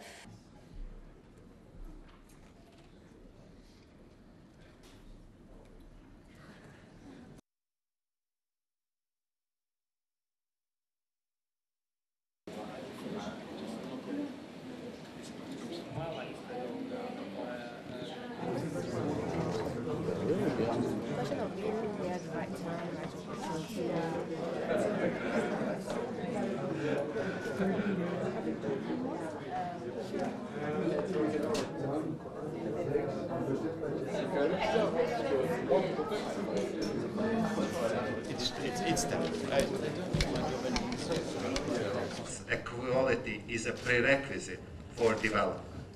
And that's why I could announce today a new €20 million package that will focus particularly for anti-discrimination. It will be available for NGOs and civil society groups to tackle incidences of sexual discrimination, racism, xenophobia or sexism. It is not for the EU to impose or to export. On these issues, it is for us all to recognise the universality of these rights, that they stop at no household, no church, no border, no airport, no port of disembarkation. That which happens to the other is as important as if it is happening to us. Our common conviction to counter all forms of discrimination was fueled by the national experience of apartheid and the lasting lesson instilled in all South Africans that all human beings are equal in worth and in rights. Ce que nous constatons, c'est que toutes les démocraties formelles ne sont évidemment pas tolérantes de la même manière. Et j'aurais voulu dire à mes collègues ACP, s'ils avaient été là, et je regrette qu'ils ne soient pas là, j'aurais voulu leur dire que le combat pour des démocraties tolérantes n'est pas fini en Europe non plus. Les partenaires en développement se sont peut-être trompés un petit peu dans leur politique de développement. C'est qu'on n'a peut-être pas assez mis l'accent sur la nécessité dans les États en développement de travailler justement sur la notion d'État et de travailler sur cette puissance publique impartiale. en assurant... Parce que c'est quoi un État impartial? C'est un État qui assure donc de manière égale, j'ai bien dit égale, évidemment l'accès à la santé, l'accès à l'éducation, l'accès à l'administration, l'accès à la justice, et un élément qu'on oublie souvent, et je profite de la présence du commissaire Piebalgs pour le dire, c'est l'accès à la culture. Je pense que dans les pays en voie de développement, le vecteur culturel est beaucoup plus important qu'on imagine. Parce que le vecteur culturel, c'est quelque part aussi un élément de la reconnaissance des peuples. People are still discriminated against, sometimes because of their religion. And I can say this as a gay man, sometimes purely because someone is lesbian, gay, bisexual or transgendered. Also, if they're disabled. And it makes absolutely no sense. And these laws, interestingly enough, were introduced by colonial countries like Great Britain. And they should shrug off these chains of colonialism. And interestingly enough, new colonialism is being introduced to diminish the rights of certainly lesbian, gay, bisexual and transgendered people by fundamental religious activists from the United States. So I'm saying to these countries, be yourself, shrug off that which is imposed by the other. The Universal Declaration of Human Rights doesn't stop at the boundaries of any country. And so what we have to do is make sure that through our development policies, education, awareness, the way to do it, all of that is uplifted. But if you start saying we will withdraw money because of what you're doing to a community, you allow that community to be further scapegoated. And what we also have to do, extremely important, is listen to those people there. Listen to the activists, listen to the people who are experiencing discrimination and what they want us to do, and importantly, when they want us to do it. The African, Caribbean and Pacific countries firmly resisted in all the negotiations any specific mention of the term sexual orientation. We came to a kind of conclusion which I'm not happy with, which is that we would mention the Universal Declaration of Human Rights and other forms of discrimination. They think we've got it, but with specific references you remind people of those minorities who are left out of the equation. Up to now, Cotonou has not worked. In terms of ending discrimination or bringing it to a halt, it has not worked.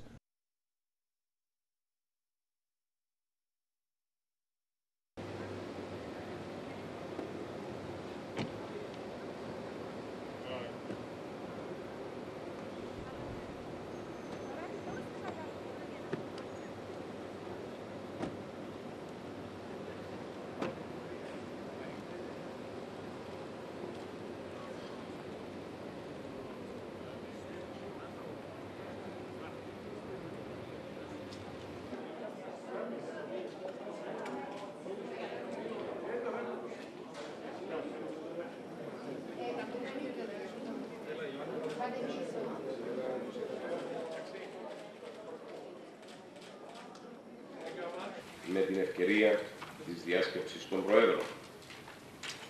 Χαιρετίζω.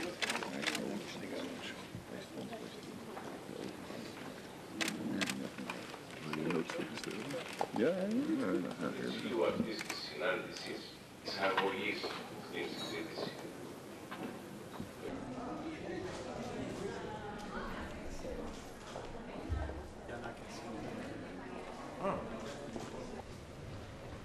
Στη συνάντηση που είχαμε μαζί με την αντιπροσωπεία του Ευρωπαϊκού Κοινοβουλίου, οι εκπρόσωποι όλων των πολιτικών κομμάτων της Κυπριακής Δημοκρατίας που μετέχουν στην Βουλή των Αντιπροσώπων, είχαμε την ευκαιρία να ανταλλάξουμε απόψεις τόσο για τα θέματα που έχουν καθοριστεί σαν οι κυπριακές προτεραιότητες της Προεδρίας που θα ασκήσει η χώρα μας, αλλά και απόψεις που αφορούν στο Κυπριακό τον ενταξιακό διάλογο Τουρκίας-Ευρωπαϊκής Ένωσης και βέβαια, όπως ήταν φυσικό, στο επίκεντρο αυτής της συνάντησης βρέθηκε και η κρίσιμη συγκυρία των δυσμενών οικονομικών δεδομένων που ισχύουν και στην Ευρωζώνη και συνολικά στις χώρες μέλη της Ένωσης. Und wir haben jetzt heute Morgen festgestellt, dass unter der Führung von Herrn O'Meara die Fraktionen in diesem Hause, unabhängig von ihrer sonstigen unterschiedlichen ideologischen Ausrichtung in der Frage der Präsidentschaft, sich geschlossen hinter die Regierung stellen, was die Lösung der europäischen Probleme angeht. Das ist vorbildlich, ich will das noch mal sagen. Das ist ganz selten, dass so etwas passiert, und ich zolle dem meinen größten Respekt, umso mehr, als das Land sich ja auf einen Wahlkampf zubewegt.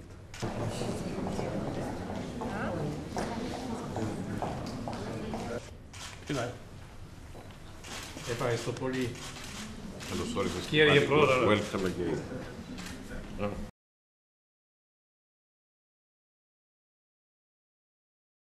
I want to congratulate very sincerely the Irish people for their clear and strong decision in favor of discipline and convergence and also stability in the European Union.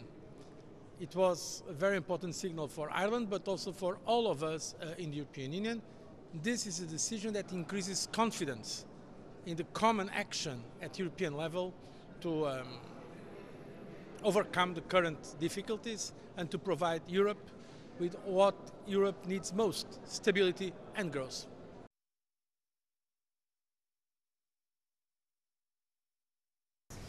This is an encouraging result. I think we should be grateful to the voters in Ireland. The Irish people suffered a lot during the last years, but with the enormous discipline and the commitment to come out of the crisis, the Irish worked and achieved a lot of supports. On the other hand, the European Union and the stability mechanism supported Ireland, and that the Irish voters now, with around, I think, between 55 and 60%, not yet finished the counting, support the fiscal compact, is a good signal for Europe, a good signal for Ireland. It opens for sure a new chapter. The investors will for sure, I'm convinced, get back trust in the Irish economy, and I hope that the most important goal of the fiscal compact will be achieved, that trust will we regain trust, especially of the investors, to invest in the economy, to create jobs. This is the key element, and therefore the message from Ireland is a good one for today. I think no country can be compared one-to-one with another country, but the Irish did a great job during the last years in reforming their country, and I hope that Greece will choose, under the very specific Greek circumstances, a same direction. I repeat, Ireland is not Greece, but some elements are similar, and I hope that after the Greek election we will see that Greece continue the path they just started.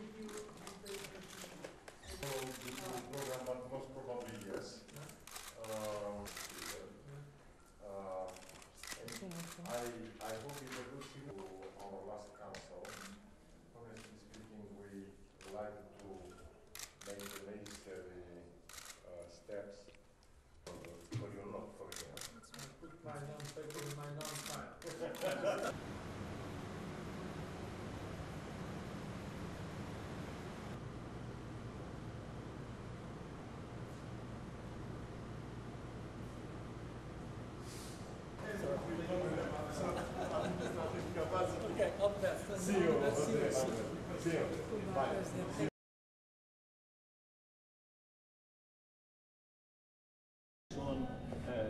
I came to say hello to you. Oh, he's in China already. Also your son has got. Yes, and please say hello back to him. always welcome. Participer para a conferência de imprensa.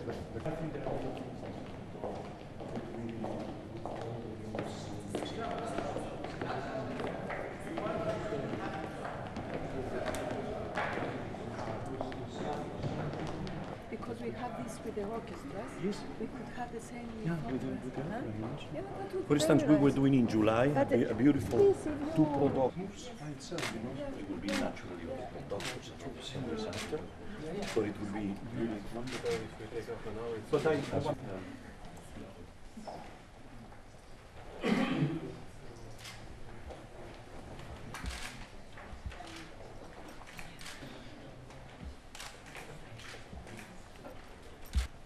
Well, good evening.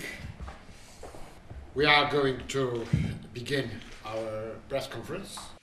And for us, Europa Nostra and Centro Nacional de Cultura, it's a great pleasure to have between us Mrs. Commissioner Androuia Vassiliou and Plácido Domingo, the president of Europa Nostra.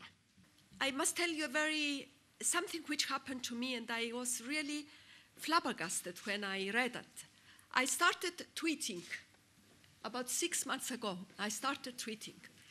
And when I was informed that 40 million euros were going to be given for the restoration of Pompeii, something which I tried also hard. You know, the Pompeii was nearly falling down because of natural disasters and because of lack of care. And I made a tweet saying how happy I was about this. And someone answered back, "That's how you spend taxpayers' money." So I replied again and I said, yes, taxpayers' money is well spent to preserve our common heritage. Other countries around the world, they are. I talk about music because it's my thing, but I think the same thing should be done with artists, you know, with painters, with writers, with sculptures, with every other form of art than we have, and it's so important for our cultural moment, for the future, which is a concert in one of these places that it has been. These things that are built today, you know, Europa Nostra will be probably in the 30 years asking, you know, so we need to renovate this. So I think so the creation of the new generations in all the arts is very important for us also.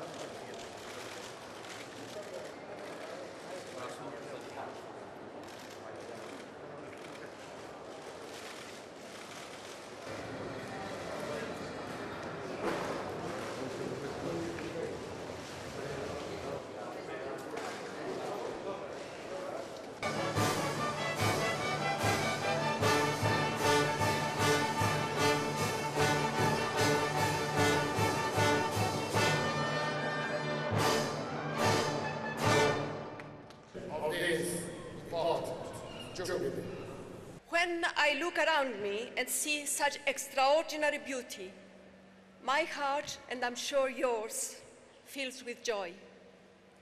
What better place to celebrate the richness and vivacity of European cultural heritage than the Geronimos Monastery, a cultural, historic, and aesthetic symbol of Lisbon, of Portugal, of Europe.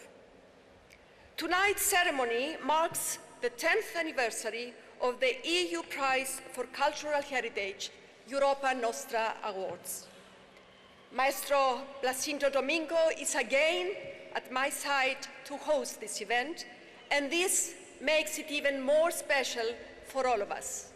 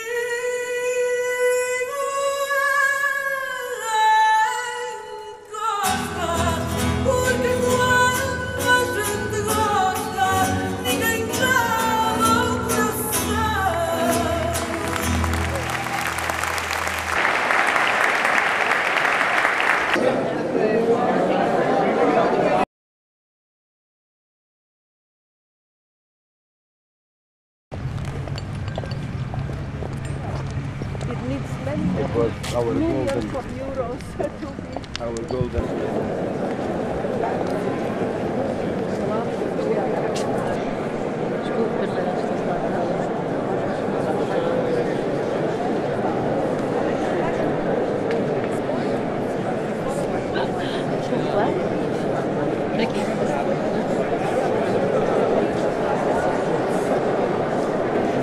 Deve estar no meio a chegar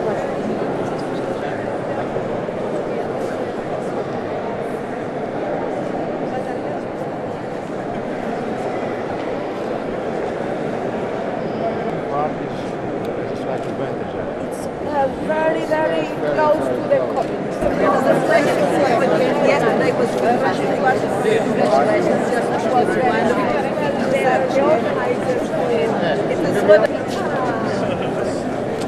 you overslept me, yeah?